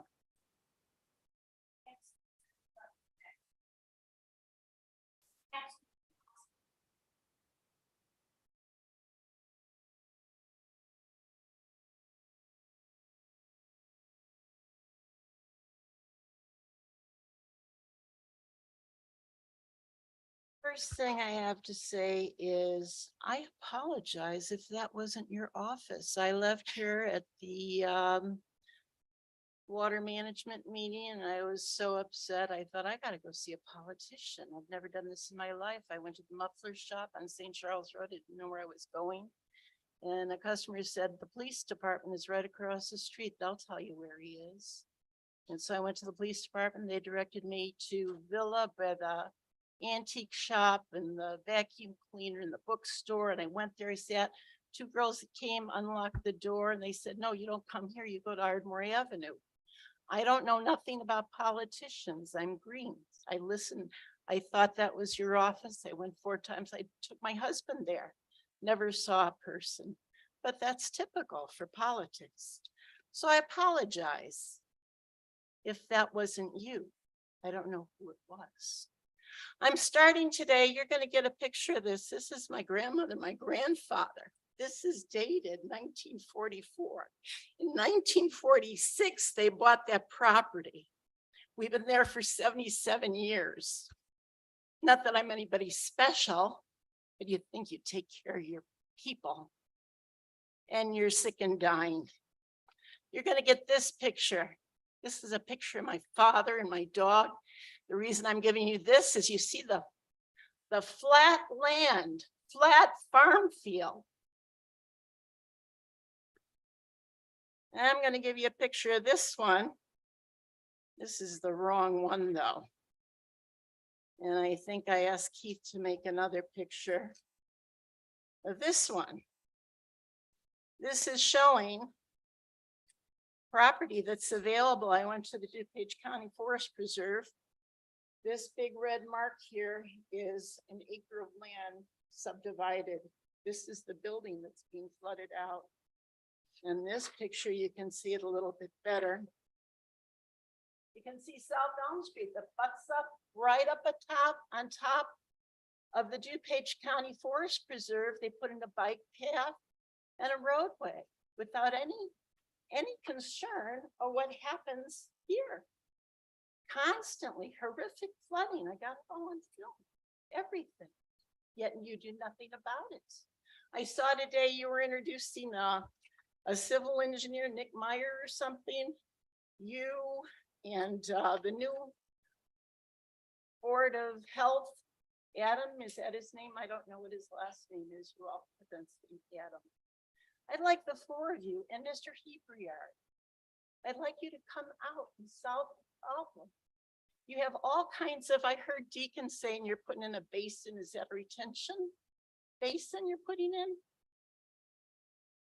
I need to ask you to kindly. You protect your property here. You don't want your employees flooded out. She's always talking about her daughter being a nurse. Today you had to bring it up again. Always, always. Yet you don't care about the nurses here.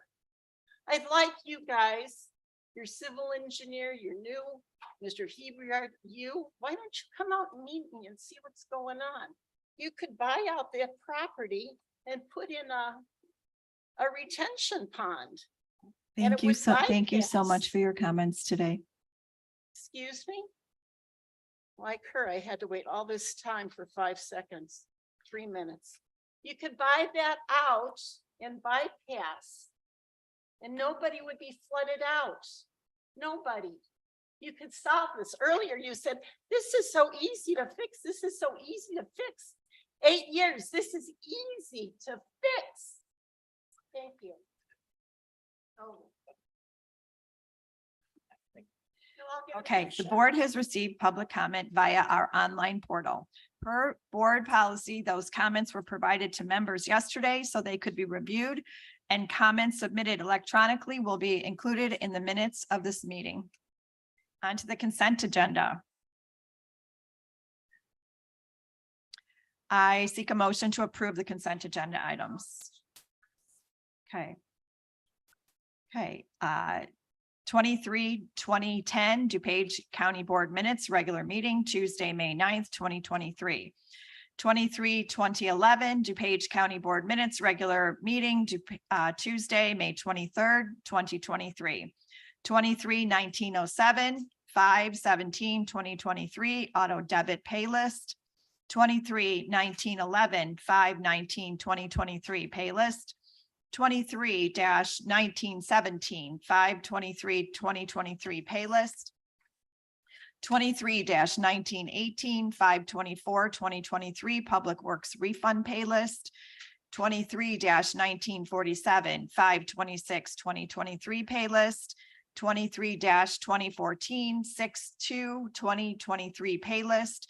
23-2031 6/5/2023 auto debit pay list. 23-2040 6/6/2023 pay list. 23-2082 6/8/2023 polling place pay list. 23-2013 change orders to various contracts as specified in the attached packet.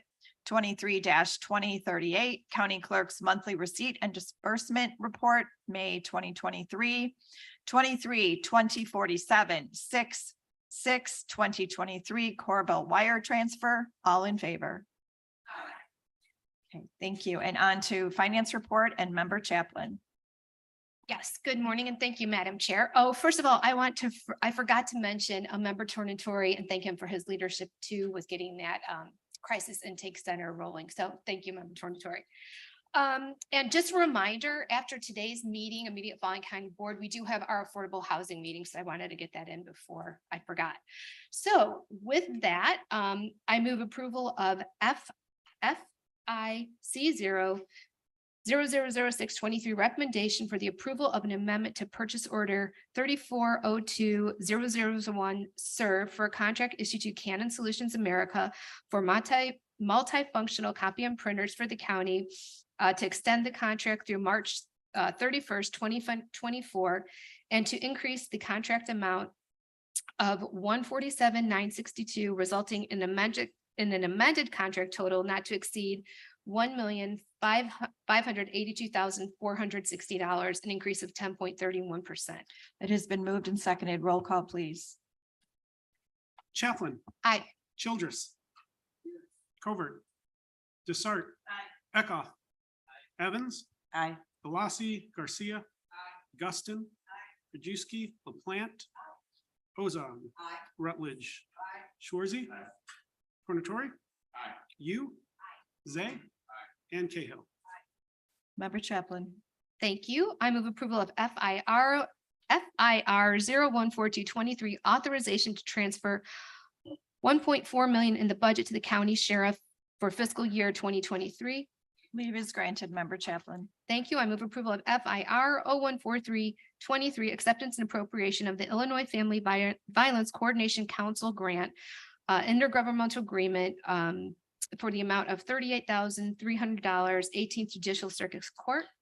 Leave is granted, member chaplain. Thank you. I move approval of FIR 011423 acceptance and appropriation of additional funding for the Low Income Home Energy Assistance Program, HHS grant, in the amount of $1,748,193 to $3,291,193, and an increase of $1,543,000 community services. Leave is granted, member chaplain. Thank you. I move approval of FIR 014523 authorization to transfer $250,000 in the budget to general fund special accounts for fiscal year 2023. Leave is granted, member chaplain. Thank you. I move approval of FIR 014623 amendment to resolution FIR 047222 for the grant agreement with the local food pantry agencies to use ARPA funds to increase funding in the amount of $500,000 for new grant, total amount of $1.5 million in ARPA.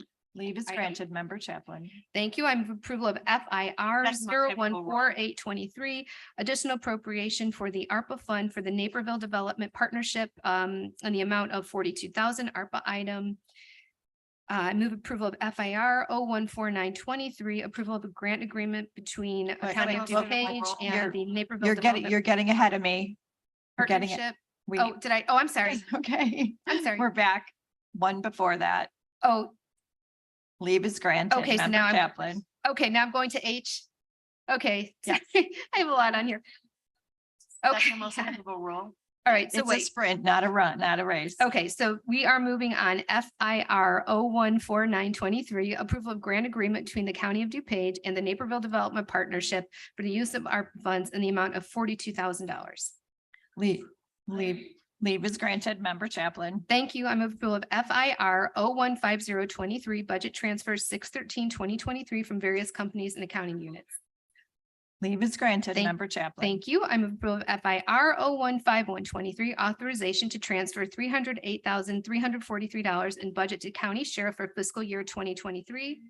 Leave is granted, Member Chaplin. Thank you. I move approval of FIP 000723, recommendation for the approval of contract purchase order to Midland Paper for copy and bond paper for all county departments in the amount of $170, $348.80.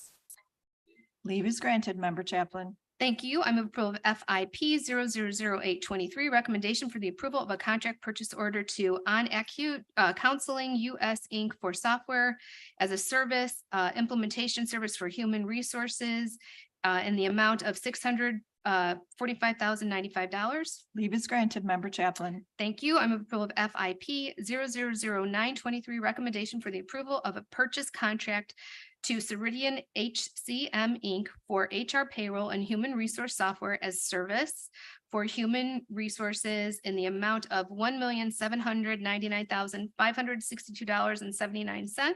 Leave is granted, Member Chaplin. Thank you. I move approval of FIP 001023, recommendation for the approval of a contract order to Ceridian HCM Inc. to provide HR managed payroll services for human resources for a contract not to exceed $1,932,335.50. Leave is granted, Member Chaplin. And finally, I move approval of FIO 00323, ordinance approving and adopting the 2023 DuPage County precinct maps. Okay, roll call has been asked for. Clerk, please take the roll. Questions, Member Colbert. Thank you. I just had a comment. I just wanted to thank the staff on working so hard on the maps. And I know Jason worked very hard on the maps as well. Thank you so much. And I did have constituents reach out to me in my district asking me to not vote on the maps. And I hear them. I acknowledge that. But as my seatmate, Member Dessert, had also stated in finance, that we do have to approve the maps today and we have to be in compliance with the law. So we have tried to accommodate everybody's requests. It won't be perfect, but this is based on legislative and congressional lines.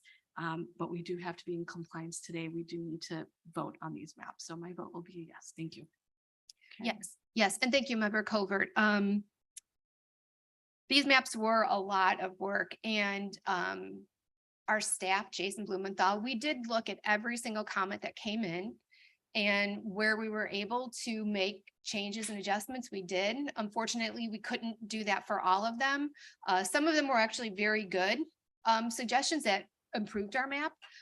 So like I said, so we did that, and we do have to get these approved today. And I think, it's a very good, I really do think that it's a very good map that we have going forward. Okay, Member LaPlante. Thank you, Madam Chair. I would like to echo my colleagues' thanks to our staff who worked so hard on this. This process was a lot easier the second time around. I appreciate the timeliness and the consistent and constant updates that made it a lot easier. I too have gotten feedback about the sizes of the precincts from PCs. And again, I reiterated the same thing that my colleagues did, which is this is the law. This is what was passed. We are in adherence. And also I offered my sympathy that I will also be out there hoofing it. And it takes me days to do my precinct. And now I'm gonna have to tack on a couple more days. It's hard, but we are doing good work. I think it's important work to be a PC. So to all the PCs out there, solidarity, I hear you. Invest in some really awesome walking shoes. Thank you. Member Zay. Thank you, Madam Chair. I'll be a no vote like it was in finance, and it's not because of our staff or the work done with this. I think the state law, which ultimately gives us 20 to 30 less polling places on election day, which is traditionally a big day for our party to come out and vote, will disenfranchise some voters. So that's why I'm a no vote on this. Anytime that you get less polling places, I don't think that's a good thing. I think it's a bad thing. So I'll be a no vote on this. Member you. Thank you, Madam Chair. There is a statute that has required us to make sure that we have these precinct maps adopted by June. We have asked other elected officials to be in compliance with the law, and we should therefore also be in compliance with the law. So I am exhorting all members to vote yes on this. Thank you. Okay, Member Ozog. Thank you, Madam Chair. I'd like to point out that I think we may be the only county where you can vote at any precinct. So I think the word disenfranchisement is perhaps not applicable here because you are now able to go anywhere, which I think it expands your voting opportunities on election day. Thank you. Okay, clerk, please take the roll. Chaplin. Childress. Yes. Covert. Aye. Desart. Eckhoff. Evans. Aye. Galasi, Garcia. Guston. Krajewski, LaPlante. Aye. Ozog. Aye. Rutledge. Aye. Shorzy. Tornatori. You. Zay. And Cahill. Okay, 11 voting aye, 5 voting nay. 11 voting aye and 5 voting nay, the motion passes. I'd like to ask Member Desart to speak to Animal Services. Thank you, Madam Chair. Nothing at this time. Okay, and then Development, Member Tornatori. Okay, Economic Development, Member LaPlante. Just a sneak preview, at our next meeting, we'll be hearing from Lisa Shabbat, giving us a WorkNet update covering preliminary outcomes for their next program year.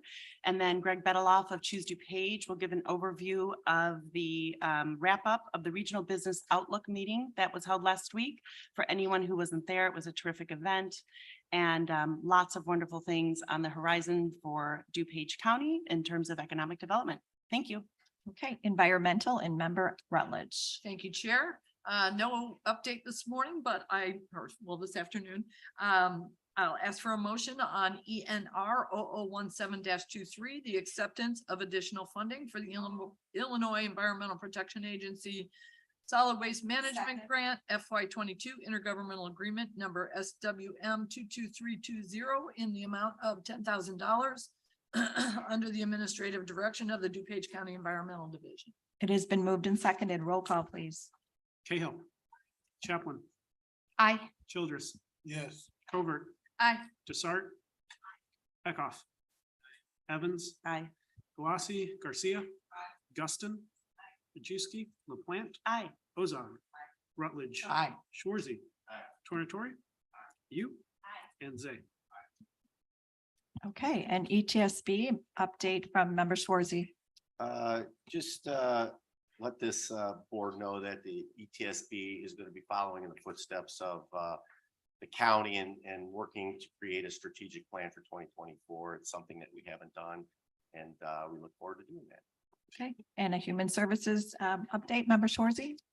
Thank you very much, Madam Chair. I wanted to let this board know that on Thursday, myself, Vice Chair Garcia, and our Executive Director, Mary Keating, will be at the DuPage Foundation reviewing the final applications for round 3 of our transformational grants. And my goal is, once we decide on who the recipients are, is to have presentations here at one of our board meetings for that versus going out to either the DuPage Foundation or wherever these organizations may reside. So more information coming there. That being said, I move to approve item HSR 5223, approval of issuance of payments by DuPage County to energy assistant providers through the Low Income Home Energy Assistant Program, HHS grant fiscal year 23 intergovernmental agreement, the amount of $1,326,980. It has been moved and seconded. Roll call, please. Shorzy. Aye. Tornatori. You. Zay. Cahill. Chaplin. Aye. Childress. Yes. Covert. Aye. Desart. Eckhoff. Evans. Aye. Galasi, Garcia. Guston. Krajewski, LaPlante. Ozog. Aye. And Rutledge. Member Schwarzy. Thank you. I move on item HSR 5323, a recommendation for approval of Amendment 1 to the Community Development Block Grant Urban County Joint Agreement with the City of Wheaton incorporating additional provisions as required by the U.S. Department of Housing and Urban Development. Leave is granted. Member Schwarzy. Thank you. I move on item HSR 5423, a recommendation for approval of Amendment 1 to the Community Development Block Grant Urban County Joint Agreement with Village of Downers Grove, incorporating additional provisions as required by the U.S. Department of Housing and Urban Development. Leave is granted. Member Schwarzy. Thank you. I move on item HSP 5723, a recommendation for the approval of a contract purchase order to Prescription Supply Inc. to provide secondary pharmaceuticals for in-house closed shop pharmacy for the DuPage Care Center for the period of June 19th, 23 through June 18th, 24 for the contract total not to exceed $60,000. Okay, we require a roll call here. I need a motion. It has been moved and seconded. Roll call, please. Schwarzy, Aye. Tornatori, you, Zay, Cahill, Chaplin, Aye. Childress, Yes. Covert, Aye. Desart, Eckhoff, Evans, Aye. Galassi, Garcia, Guston, Krajewski, LaPlante, Ozog, and Rutledge. Okay, Member Schwarzy. Thank you, Madam Chair. I move on item HSP 5823, a recommendation for the approval of a contract purchase order to the Standard Companies for trash can liners for the DuPage Care Center for the period June 23rd, 23 through June 22nd, 24 for an amount not to exceed $75,000. Leave is granted. Member Schwarzy. I move on item 23-1996, Community Services Administrator to attend the National Community Action Partnership 2023 Training Conference in Atlanta, Georgia from August 21st, 23 through August 25th, 23. Expenses to include registration, transportation, lodging, miscellaneous expenses for approximate total of $2,876. Leave is granted. Member Schwarzy. I move on item 23-1997, a Community Development Manager to attend the National Association for County, Community, and Economic Development Summer Annual Conference in Austin, Texas from July 19th, 2023 through July 22nd, 23. Expenses to include transportation, lodging, miscellaneous expenses for the approximate total of $1,899. Leave is granted. Member Schwarzy. And finally, I move on item 23-1998, a Community Services Director to attend the National Association for County, Community, and Economic Development Summer Meeting, NACO Annual Conference, and NACO Affordability Task Force in Travis County, Texas from July 19th, 23 through July 25th, 2023. Expenses to include registration, transportation, lodging, miscellaneous expenses, and per diem for the approximate total amount of $3,648. Leave is granted. Thank you, Member Schwarzy. Okay, Judicial and Public Safety, Member Evans. Thank you, Madam Chair. For my committee update, I would like to invite everyone to the next JPS meeting on June 20th. We will have a presentation from our state's attorney, Bob Berlin, and we love our state's attorney's office now more than ever. So everybody, you're all invited. With that, I would like to move on JPS P005423, recommendation for the approval of a contract to Justice Text Inc. for the purchase of audiovisual evidence management software licenses for the period of July 1st, 2023 through June 30th, 2024 for the Public Defender's Office for the amount not to exceed $40,000. It has been moved and seconded. Roll call, please. Evans, Aye. Galassi, Garcia, Guston, Krajewski, LaPlante, Ozog, Rutledge, Schwarzy, Tornatori, you, Zay, Cahill, Chaplin, Childress, Covert, Desart, and Eckhoff. Okay, Member Evans. Thank you, Madam Chair. I'd like to move on JPS P005523, recommendation for the approval of a contract to Ray O'Haron Company, Inc. to provide firearm ammunition as needed. Second most for the favorable vote. period July 1st, 2023 through June 30th, 2024 for a contract total amount not to exceed $150,000. Leave is granted. Member Evans. Thank you, Madam Chair. I would like to move on JPS P005623, approval of a contract purchase order issued to Diana Hightower for administrative services for the Family Violence Coordinating Council for the period of July 1st, 2023 through June 30th, 2024 for the 18th Judicial Circuit Court for a contract total amount not to exceed $33,600. Leave is granted. Member Evans. Thank you. And finally, I'd like to move on JPS R006123, authorization to purchase one 2023 Ford Bronco in the amount of $35,300 $155.26 by the Division of Transportation for the State's Attorney's Office for Illinois. I'm not gonna read that. so. Leave is granted, member Evans. Thank you. Thank you. Okay, legislative update and member Desart. No report at this time, Madam Chair. Thank you. Thank you. And Public Works and member Garcia. Okay, thank you, Chair Conroy. Lot is going on in Public Works. So as committee update, I'm just gonna read a few things that are going on for the Public Works. An energy efficiency and conservation block grant was received from the U.S. Department of Energy for energy efficiency and renewable energy projects for the amount of $449,600. That's and in the last Public Works Committee, a presentation was given on sustainable projects such as more solar arrays, EV chargers, training in cooperation with WorkNet for future sustainable jobs, and LED lighting for tunnels. More discussion is to be had at the next meeting. A sidewalk rehabilitation and possible reconfiguration presentation with outlines areas that need fixing to end trip and fall situation, as member Guston can say, that would help me out a lot. Plus some changes to incorporate some sustainable solutions and outside areas for staff to eat and meet. More discussion is also to come at the next Public Works meeting.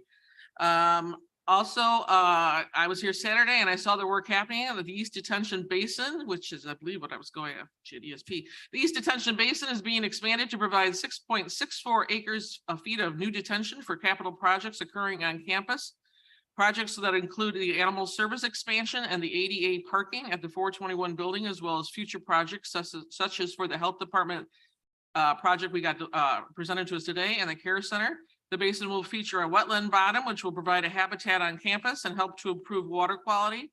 This change serves a purpose as a required BMP for current and future campus, with an added benefit and cost savings for hauling away soil. And apart from campus runoff, the East Basin also received runoff from approximately 300 acres of residential property. So it'll be helping those two north of the tracks. So with all that information, I'm going to move to approve FMCO 006923, amendment to resolution FMP 012220, issued to Weatherproofing Technologies, Inc. to provide annual campus roof inspections, maintenance, and minor roof repairs as needed for facilities management for a change order to extend the contract of March 31st, 2024, and to increase the contract in the amount of $35,000, resulting in a new total contract amount not to exceed $296,525.87, an increase of 13.38%. It has been moved and seconded. Roll call, please. Garcia. Aye. Guston. Rajewski, LaPlante. Ozog. Rutledge. Shorzy. Tornatori. You. Zay. Cahill. Chaplin. Aye. Childress. Covert.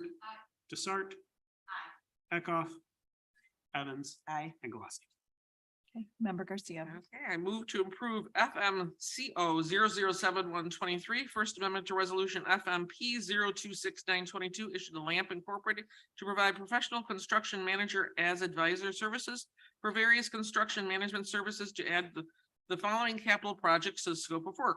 HVAC replacement work to be completed at the Care Center for air handler units S1, mechanical room 1209, S2, mechanical room 3213, S4, mechanical room G16C at the Care Center, ARPA funded, and to improve the security, building code upgrades, and ADA improvements in the county boardroom at the JTK building, infrastructure funded, and to increase the contract in the amount of $1,229,246, taking the original contract amount of $4,865,131, resulting in a new amended contract total amount not to exceed $6,094,377, an increase of 25.27%, partial ARPA item. Leave is granted. Member Garcia. Okay, I move to approve FMP 006923, recommendation for the approval of a contract to Commercial Mechanical Inc. for the replacement of air handling units S1 and S2 in room G15, S6 in Penthouse A, and S8 in Penthouse B at the Care Center. Facilities management for the period of June 13, 2023 through November 30, 2024, for a total contract amount not to exceed $3,250,500. Leave is granted. Thank you, member Garcia. You're welcome. Okay, stormwater and members A. Good afternoon, Madam Chair. For committee update, I just wanted to share with all of you an email that staff forwarded to me from to Jamie Locke. It says, "Hi, hope your week is going well. Just want to say thank you. I cannot believe the project is finished. Thank you for working with me and also for all the hard work your whole team has done. Everything looks amazing and we are looking forward to flood-free days ahead. Thank you again for everything." This was for our Smith and Cambridge Road project, our ARPA funds. So these are making differences. This area had structural flooding plus flooding also that was rendering their septic areas unusable. So now these people can, if it ever rains again, they can never worry about not being flooded out. So again, our money is working out there, and I want to thank our staff for a very quick project. With that, I move approval of SMCO 9-23, a change order to contract 4673-0001 to Excella for a contract increase of $42,241.52 for 4 additional licenses for stormwater management for a 2-year period, subscriptions for public works, and for 3 for building and zoning. Okay, it's been moved and seconded. Roll call, please. Zay, Aye. Cahill, Chaplin, Aye. Childress, Yes. Covert, Desart, Eckhoff, Evans, Aye.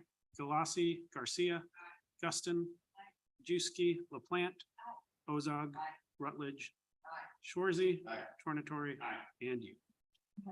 Members A. Thank you, Madam Chair. I move on SMR 66-23. Recommendation on intergovernmental agreement between the County of DuPage and the Village of Glendale Heights for Armitage Creek stream improvements. Reaches 13 and 14, amount not to exceed $82,584. This is a water quality improvement grant. Leave is granted. Members A. Thank you, Madam Chair. I move on SMR 67-23. Recommendation to move an intergovernmental agreement between the County of DuPage and Lake Hinsdale Village Homeowners Association for the Lake Bank Restoration Project. Permit not to exceed $3,540. Leave is granted. Members A. Thank you, Madam Chair. I move on SMR 68-23. Recommendation to enter an intergovernmental agreement between the County of DuPage and the Village of Villa Park for Lufkin Pond Basin Project. Leave is granted. Members A. Thank you, Madam Chair. I move on 23-1985, SMP 007 70B-19 amendment to SMP 70-19 issued to Comcast Holdings to extend the contract in the amount of $17,653. Leave is granted. Thank you, members Thank you, Madam A. Chair. Okay, strategic planning and member Covert. Thank you, Madam Chair. I'm excited to share that we officially kicked off the strategic planning process last Tuesday at the Strategic Planning Committee meeting. I'm appreciative of those who were in attendance, and I'm eager to work with the Barry Dunn team. Just to give a few brief highlights for those who are not in attendance, this strategic plan will be all encompassing of the services we provide here at the county. Our consultants will work with the whole board and conduct interviews with each member to hear our vision for the future of the county. We would truly appreciate everyone's participation when they reach out to you. Dates are yet to be set and will be communicated by the strategic planning team. One addition that I'm very excited about is the interactive component that will be available online through their social pinpoint website. It is similar to what we had for the maps, so it's very similar to that. Residents and community stakeholders will have the opportunity to share their input with the board through this online platform. This should be launched in July, and we will send more communications later. We anticipate completing the new strategic plan at the beginning of the next year, and we will work with our community partners and this board to ensure the strategic plan is a visionary document that can be used for the next 5 years to ensure we continue to move our county forward. Thank you. Thank you, member Covert. Technology and member U. Thank you, Madam Chair. I want to thank the payroll, human resources, information processing system, and outsourcing review committee for all their hard work and thorough assessment on many proposals regarding the new ERP system for payroll and HR that we voted on and approved today. It was a successful collaboration between DuPage County departments and elected official offices, including but not limited to human resources, finance, the auditor's office, and information technology in reviewing and vetting the proposals. The new system is modern, cloud-based, user-friendly, and secure. And I look forward to hearing more from Margaret Ewing from HR and Anthony McPherson from IT on the implementation details of this initiative in the future. And lastly, as a reminder to board members and even to myself, the state of Illinois requires all county and municipal employees to complete cybersecurity training annually. Please be sure to complete the training document no later than June 30 and to complete the No B4 training before July 6th. Thank you. Thank you, Member Yu. And finally, Transportation and Member Ozog. Thank you, Madam Chair. First of all, I want to thank our wonderful DOT staff, the traffic island at County Farm Road and the Great Western Trail was completed. I can almost say a matter of days versus weeks. This will allow for our pedestrians and bike riders to have a safe place to stop when they are crossing at County Farm Road. And we'll continue to monitor the situation, but this is a great start and it was done very quickly. So I really appreciate that, staff. Now I'd like to move on to our items here, and let's see how fast I can talk. I'd like to move for approval of DTR 006823 intergovernmental agreement between the County of DuPage and Illinois State Toll Highway Authority for conveyance of property needed for the reconstruction of the bridge carrying Warrenville Road over the east branch of the DuPage River near the Ronald Reagan Memorial Tollway for a county cost of $10. It has been moved and seconded. Roll call, please. Ozog. Yes. Rutledge. Shorzy. Tornatori. View. Zay. Cahill. Chaplin. Childress. Yes. Covert. Aye. Desart. Peckoff. Evans. Aye. Galasi, Garcia. Guston. Majewski and LaPlante. Okay, Member Ozog. Thank you. Next, I'd like to move to combine items B, C, and D, which are all awarding resolutions. Okay. All right. I move for approval of DTR 007023 awarding resolution to. Oh, we need to, I'm sorry, roll call, to please. approve. Oh, Do all we in need- favor? Aye. All Okay. right, all in favor. All right, thank you.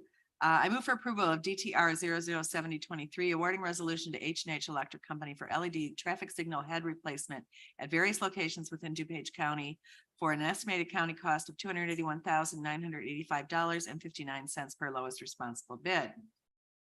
I move for approval of DTR 007123 awarding resolution to H&H Electric Company for traffic signal uninterrupted power supply and communication upgrades at various locations within DuPage County for an estimated county cost of $731,047.32 per lowest responsible bid. I move for approval of DTR 007223 awarding resolution to Schroeder Asphalt Services for the Wayne Township 2023 Road Maintenance Program. Estimated township cost $1,047,775.75. No county cost per lowest responsible bid. Okay, leave is granted. Okay. Member Ozog. Thank you. I move for approval of DTR 007323 license agreement between the County of DuPage and Commonwealth Edison Company for the construction, access, and grading work for the improvements of County Highway 9 Lamont Road from 87th Street to 83rd Street. County cost $1,400. Leave is granted. Member Ozog. Thank you. I move for approval of DTP 007723 recommendation for the approval of a contract to Max Body Shop Incorporated for auto body repairs for the period June 14, 2023 through June Second by 30th, Member Roll. 2024 for a contract total not to exceed $79,900 per lowest responsible bid. Leave is granted. Member Ozog. Move for approval of 23-1875, an amendment to resolution DTP 017022 issued to Morton Salt Incorporated to furnish and deliver bulk rock salt as needed for the Division of Transportation to increase the contract by $6,899.05, resulting in an amended contract total amount of $1,145,099.05, an increase of 0.61%. Leave is granted. Thank you, Member Ozog. Thank you. And for discussion purposes, 23-1963, PA 99-0646 pension obligation projections required by the Local Government Wage Increase Transparency Act. Discussion? No. Okay. Old business. Anybody have anything under old business? Okay, Member Rutledge and then Member Tornatori. Thank you, Chair Conroy. I'm going to go back to public comment. And I agree with Holly Hoopman's comments that our public comment should be moved before our presentations she's absolutely correct. To have to sit here for an hour and 45 minutes to give her public comment, I think is asking too much of our constituents. So I'd like to see if we can move that earlier in our agenda. Thank you. Okay, noted. Thank you very much. Anybody else? Member Tonatory. Thank you, Chair Conroy. This is relating to public comment as well. Mrs. Rugg, who's a frequent visitor to our county board and also comes to all of the health department board meetings as well. We have investigated both the property for which she describes, as well as the nursing home, which she says the nurses have to scrape through water. And none of our residents from the health department are in that home. And when we talked to the executives at the nursing facility, they had no idea what we were talking about. Also, the property that she is discussing either is Itasca or Forest Preserve property, so we can't do anything with it. But as I told her at the health department board meeting Thursday, we welcome her comments every month. Thank you, Member Tonatory. Okay, and we are now on to new business, and it has been requested by Member LaPlante that we have a discussion about a parliamentarian. So we will begin that discussion. Thank you so much, Madam Chair. And I know it's been a long day for everyone, so I'm just going to try to do this as quickly as possible. I just think it's very important that we at least have this discussion. So after our last finance meeting that was rather contentious, I reached out to our state's attorney to find out if we were adhering to Robert's Rules of Order. And he got back to me with some of the rules, and he highlighted all the different areas where we were not, in fact, compliant with Robert's Rules of Order. So I asked, what's the process? What's the procedure? Is that the role of the state's attorney? And he said, no, that's the role of the parliamentarian, and we don't have a parliamentarian. That's why we're here. I wanted to talk about the possibility of a role of a parliamentarian. So self-regulation in theory is a wonderful thing. We should be able to expect all professional adults to be able to self-regulate and do the right thing and follow rules. And in that perfect world, nothing but civility and respect would come out of our mouths. But when Henry Robert first published his manual in 1876, he knew how challenging this would be to simply follow the rules. He knew we would all need some help. We should welcome the opportunity to embrace a better way of conducting our county business. So Robert's Rules are the standard operating procedure for a wide variety of organizations and boards, and is the most widely used manual of parliamentary procedure in the US. The government, nonprofits, school boards, trade unions, HOAs all use it. The trick is making sure these rules are adhered to and followed. From my understanding, Cook and the surrounding counties all have mechanisms in place to uphold the Robert's Rules of Order.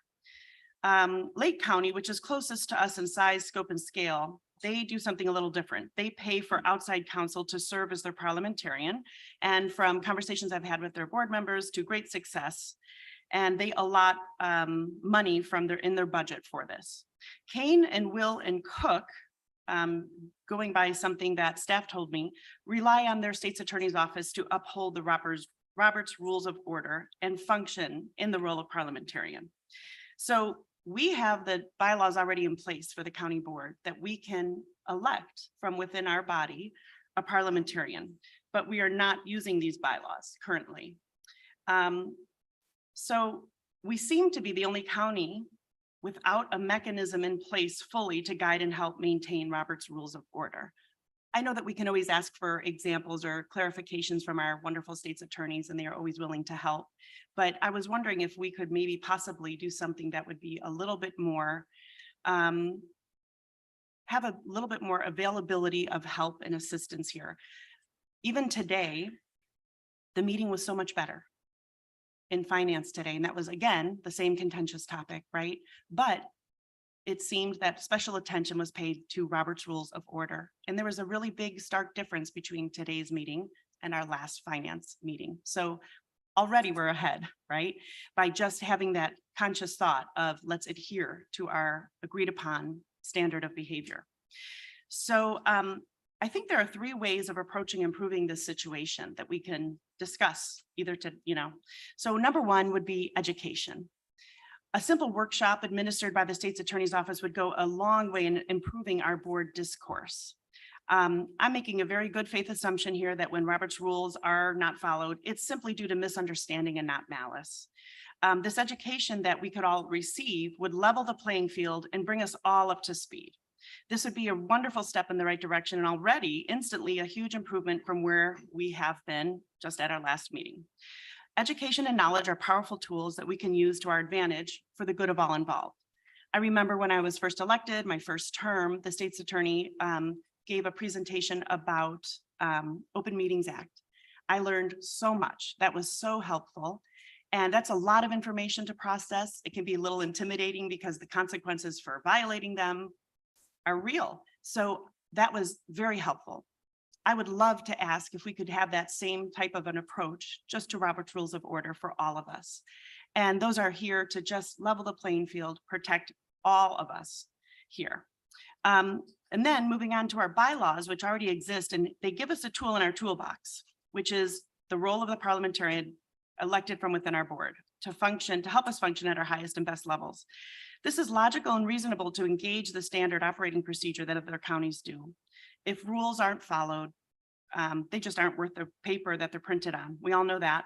And again, in theory, it would be great if everyone followed the rules, but it's hard and things get heated. And we have 18 board members with very strong and wonderful opinions, sometimes not always in accordance with one another.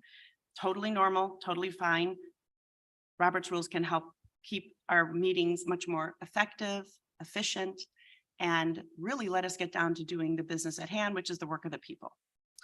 So some collar counties, the state's attorney's office fills the role of the parliamentarian, or at least bolsters it, from my understanding, where they can provide a little bit more support. So that's also something worth discussing. What I love about Robert's rules, they remove the personalities, the politics, and the partisanship from the equation. Having the rules enforced in real time and followed as expected ensures we can focus on the business at hand, the business of serving the people we represent. Upholding these rules helps us function at our highest level of professionalism and decorum and ensure our meetings run efficiently and effectively. I can't imagine why anyone would be against a way to better follow universally accepted procedures that would not only improve our meetings and also increase our effectiveness and improve transparency with accountability. As we learned today, we have a rough road ahead of us with some tough decisions, tough meetings ahead of us. And I think what would be wonderful is if we could get ourselves educated and supported in following these rules so that when we have to get to these tough meetings where tough decisions are going to have to be made, tough discussions are going to be had, that we're already functioning at our highest and best and most professional and have a really clear standard of decorum. I think that could only help us do, especially with what's coming down the pike. So I would just like to say thank you for letting me have this discussion. I'm very grateful that we're having this discussion, so we can already begin to work towards a more productive approach. Already, in my opinion, this is a step in the right direction, and it feels better than where we were before. So thank you. Thank you for listening. Thank you for being willing to consider this, and also to being open to the idea that we can and should do better as a board. Thank you. Okay, so we will begin with member Zay. Thank you, Madam Chair. And I hate to do this, but I have been here the longest. I've been here 24 years and we've had two parliamentarians in those 24 years, Bill Mayo and Jeff Reddick. There's really never been a need for it. There needs to be respect for all the board members. It doesn't matter how long you've been here, how long you serve, what you do. We're all one among equals here. I know how hard it was to get here and to stay here. And we should remember that when we go into discussions. Again, were there mistakes made? Were both sides wrong at that? Yes. And should someone have stepped up and said something probably at that point? Yes, but we don't want to get in the middle of a fight. But we got to start working together. Some of us are going to be for a year and a half. Some of us are going to be for 3.5 years. We got to respect. You got to respect the chair. The chair at a meeting runs the meeting. That's what they do. They don't have to recognize you. They don't have to do any of that. And if you can't understand that, that's fine. We get a parliamentarian. What is that? Are they gonna get in the middle of an argument? They're not an argument cop. They're there for parliamentary procedures. You have to appeal the ruling of the chair. You have to take a vote. Then you have to do all of this. I understand, but I think we just need to get along. And also have respect for the other board members. The fact that we're still talking about this, we had to go through this 3 weeks ago, is not respect for our time as board members. Many of us still work. Many of us have other things. We have other committees to do. The respect for our staff that had to sit through it and listen to that back and forth. Again, I'm not gonna agree with all of you on every issue. We know that, but I respect your role and your right to say what you want to say on this board floor. So hopefully we don't have to pay anybody to do this or do anything else. Let's try working together, try to be civil. If you can't be civil, go in the parking lot, go in the back caucus room, yell at each other. I don't care, but don't do it on this board floor and make the rest of us and our staff have to go through it. I think a message has been sent here, but I think bringing parliamentarian in right now is not needed. I think a little less in civility and getting along would go a long way on this board. So again, hate to do that, but again, I don't think it's needed. I think we just need to agree to disagree and do it in a manner that befits 18 county board members in a county of 950,000 people. It's an honor to be here. Let's uphold that. The voters sent us here, the taxpayers sent us here. Let's do our jobs, not worry about all this other stuff and all this other noise that's going on right now at the board. Thank you, Madam Chair. Thank you, members. Member Desart, then member Tonatori and member Ozog. Thank you, Madam Chair. I don't think we need the state's attorney to hand feed us Robert Rules of Order. I think if you're passionate about Robert's Rules of Order, you should just go ahead and buy the copy of the book and read it yourself and annotate important parts that are important to you. I think it would take the state's attorney weeks to teach us Robert's Rules of Order because there's so much in this, oh gosh, 5,000 page book. So I think if it's important to you, go out and buy the book. You can get it on Amazon. Secondly, I just wanted to say this discussion item was talking about a board parliamentarian. That is something that several of us brought up a couple of years ago. But I just want to remind everybody that if this board decides to hire a parliamentarian, it's only in an advisory role. Their advice is not binding on the chair. In fact, in Robert's Rules of Order, it specifically says that the parliamentarian plays a strictly advisory role in the conduct of meetings. Points of parliamentary inquiry can only be addressed to the chair, and the chair may consult with the parliamentarian whose advice is not binding on the chair. So my point is, according to Robert's Rules of Order, any parliamentarian can give advice to the chair, but even so, it's the chair's final decision to how they want to run the meeting. Those are just a couple of facts I wanted to bring up. Thank you so much. Thank you. Before we move on, and I have a list of people that want to speak, I believe State's Attorney Berlin is going to say a few words.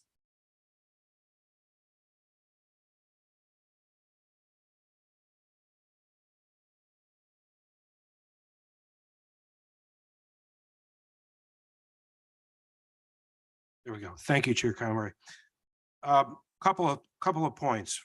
First of all, sometimes we confuse bylaws with rules. They're county board rules that apply. And the county board rule that applies in relation to a parliamentarian is that if the board were to have a parliamentarian, it has to be elected amongst one of the board members, not somebody from the outside. So it's the board elects one of its own as a parliamentarian. I have spoken to some of the board members in the past week regarding a training or presentation on Robert's Rules. We've agreed to do that. We've already started working on it, and I think it would be beneficial for all of us. It is a rather thick book, as Member Desart noted, but I think we can hit the highlights in the rules that consistently come up in every single meeting. I think we are happy to do that, and I really believe that that is going to resolve any of the issues that we have seen. I've been here a long time, not as long as some of you, but I think over the years, the board has changed. Despite the changes on the board, this board has done an outstanding job of policing itself in regards to a parliamentarian. We are here. We give legal advice. That's our job. We're the legal representative of the board and the chair. Some of the issues that can come up in terms of procedure kind of involve both. It may be a legal issue, it may be a procedural issue. And I could see how it could be a little cumbersome to have somebody else other than Lisa or Barb or Paul or whoever is sitting in the box on that given day. So we've already started working on the presentation.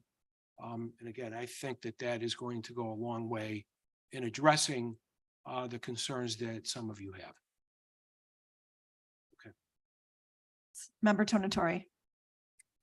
Thank you, Madam Chair. While my name was on an email regarding this discussion, I'm not necessarily, I'm in favor of a discussion about a parliamentarian, but not necessarily a parliamentarian. I do have a question for you, Bob.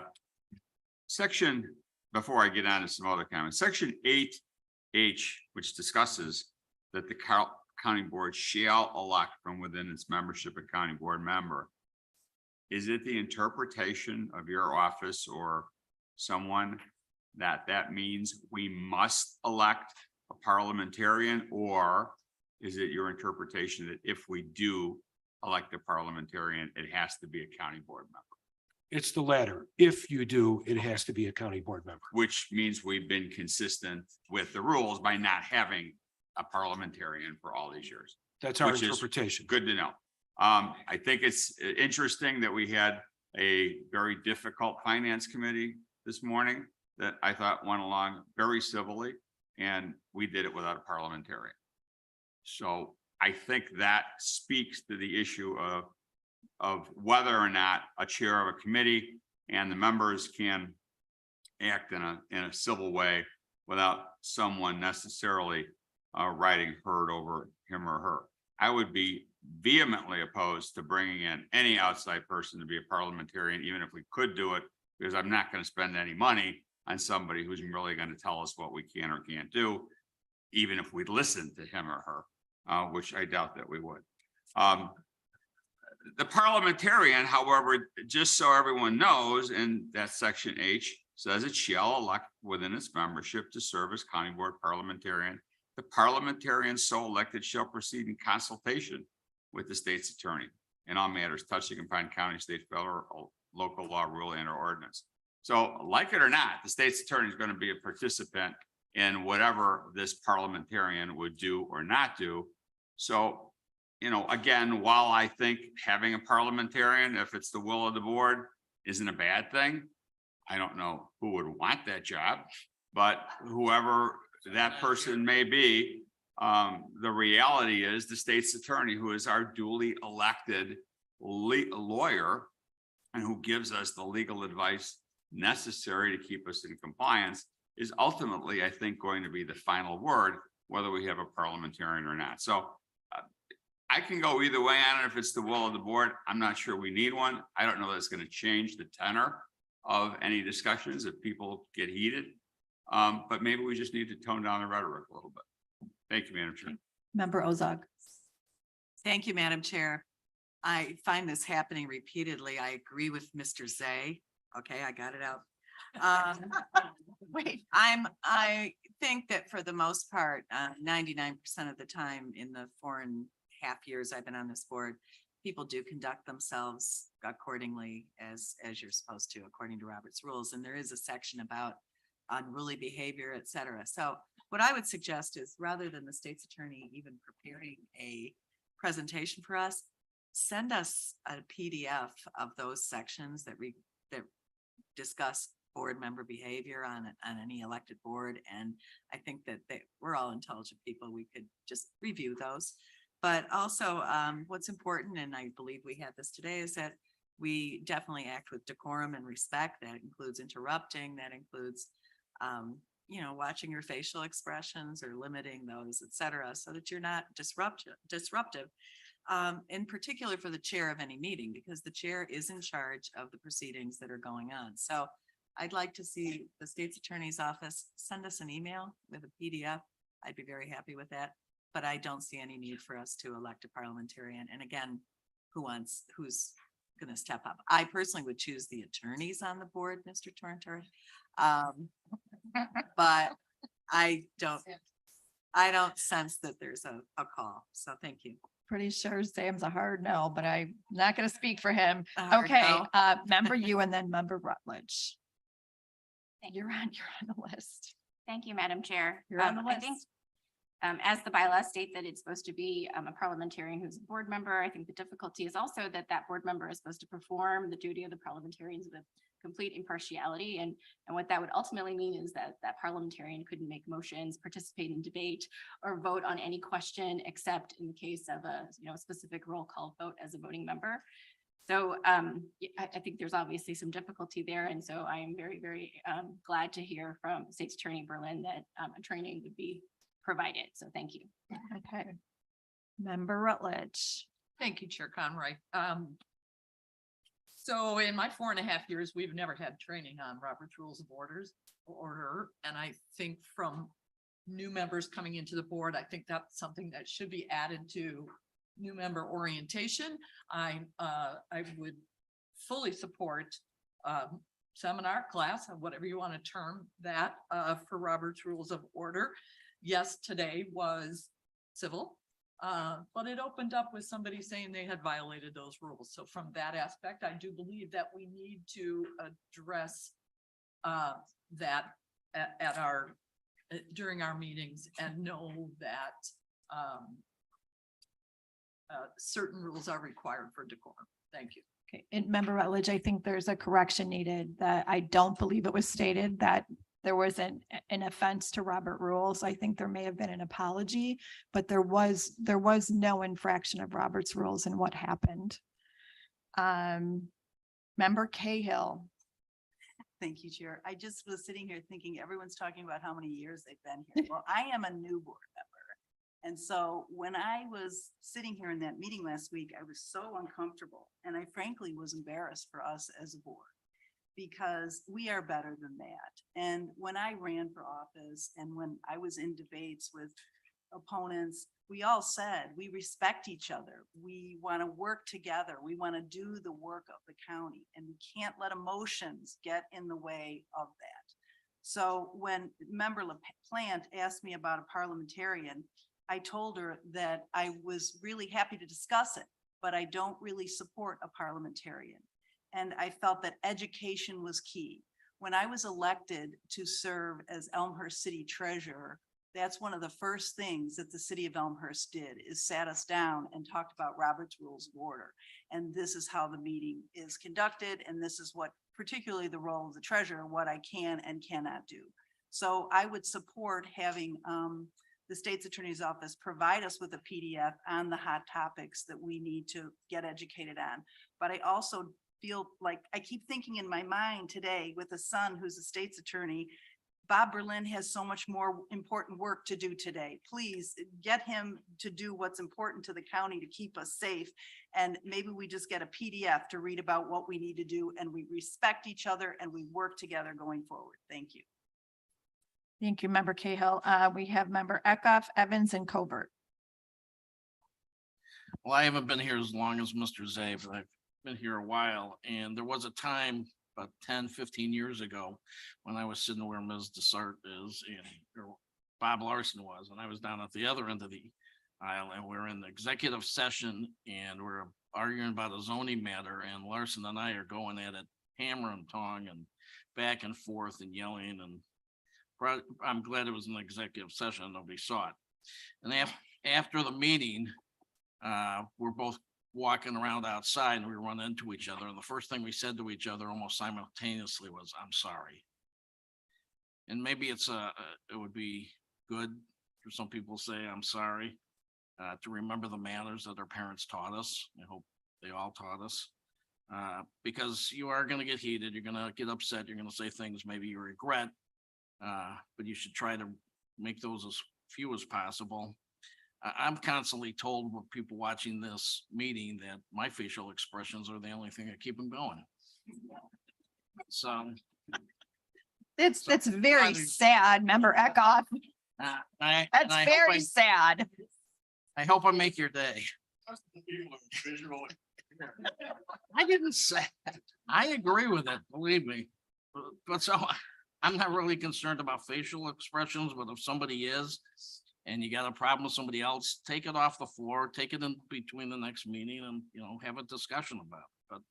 But we can get past this. It's just, let's be respectful to each other. Let's recognize when we've lost our temper and maybe gone astray and just apologize to each other and be adults. Thank you, Member Eckhoff. Okay, Member Evans and then Member Covert. Thank you, Madam Chair. I would like to be the first one to say not it, as far as the parliamentarian. It doesn't sound like anything that I want to do.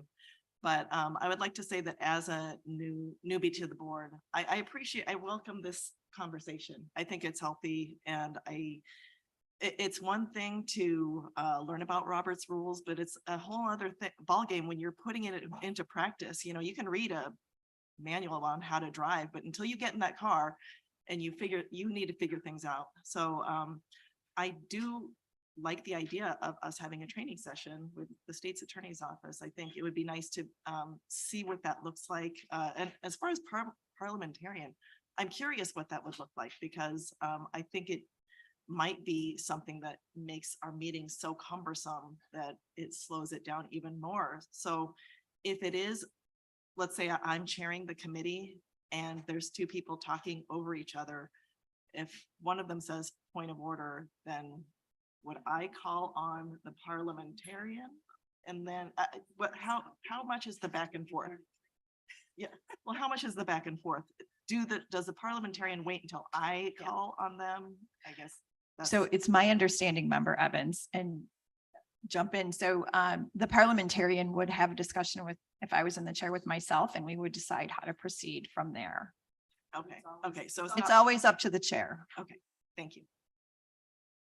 Okay, and then we had Member Covert. Thank you, Madam Chair. I too agreed to, have this discussion. I think it's healthy and I learned a lot. I've been here 4.5 years, second term, and learned something new today. Very healthy discussion. I feel like we're one unit. We're the county board, but I feel like we're also a family on Thanksgiving sometimes. And well, that's okay. It's fun, but we can't take it, we are a family and we can't take it personally, so we've had some wild times in the past. So, but we talk it out, we discuss it, we move on, we work with each other, and today's meeting went well. And I think, the purpose of this discussion, I agree with everybody that moving forward, we just keep it respectful and civil, and, and if anybody has a problem, they could talk about it personally. So thank you. that's all I'd say. I would say it's interesting listening to this conversation. It's a great conversation. It really is. And super important. Now, coming from the state, you guys ain't seen nothing. Nothing. So I believe that, I respect each and every one of you, and I expect all of you to respect each other. Are we going to lose our temper, our emotions occasionally? Yes, we are. But those are conversations that should be taken off the board floor, and they should be had one-on-one. They shouldn't be conversations that are being run around and talked about. Go straight to that person. You know what? Today we may not agree, but tomorrow we might have an agreement. And if we destroy our relationship, we're not going to be able to move forward. The work that this board is doing is something we should all be incredibly proud of. So remember that, and please try to speak to each other, because relationships are how we get things done. Anybody else? Extras? I think Member Tonator offered to read it out loud if anyone's interested.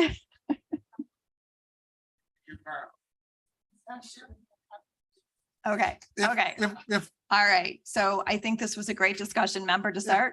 After this discussion is over, I have other new business. If we have one, maybe we can make. Are we done with the discussion? I believe we're finished with the discussion. If we have one, we can make Brian. Pardon? I said, if we have one, we can make Ryan. He's not here. Okay, I think what we're going to do is ask for consensus for an in-person training or something that is sent through a PDF. So do we have consensus for an in-person training? I think I would agree with that. Not that I count, but I'm gonna go with yes. So we'll do in person. If you can't make it, we will not punish you, but we will send you a PDF. Okay, member Desart. Other new business, I'd like to thank my colleagues for supporting Naperville Development Partnership. The Naperville CVB is delighted to get that $42,000. So thank you to my colleagues. A couple of other things going on in District 5. Sunday was a safe and successful Aurora Pride Parade. It was wonderful, fun, a little rainy, but everybody had a great time. The Naperville Park District holds a ribbon cutting ceremony this afternoon at Frontier Plaza for a brand new pickleball court. That's how popular pickleball is getting to be. And one other note, this Friday, District 5 meets with Naperville's new mayor, Worley. So I'll be asking for Bears tickets for y'all. Nice. Okay, member Chaplin. A quick announcement. We've just been advised by Nick that our guest speakers today for the housing meeting, they couldn't stay. So we're going to have to cancel our housing meeting. And Sam and I will work to try to reschedule it with our staff. Okay, thank you. Member Ozog. Thank you, Madam Chair. June 3rd, the Andy Warhol exhibit at College of DuPage opened. I think it's going to be a wonderful success, and I hope the board members can make it on the 20th of June when there's going to be a special day for, I believe, elected officials at noon. So have a look at your email if you haven't RSVP'd yet. But it's going to be a great summer for DuPage County and Andy Warhol. Thank you. Okay, thank you. Anybody else? All right. I'm informed we do not have matters before us that require executive session.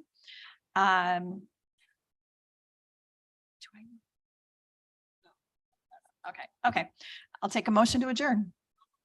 Okay, this meeting is adjourned on Tuesday, June 20th, and adjourned to Tuesday, June 27th, 2023 at 10 a.m.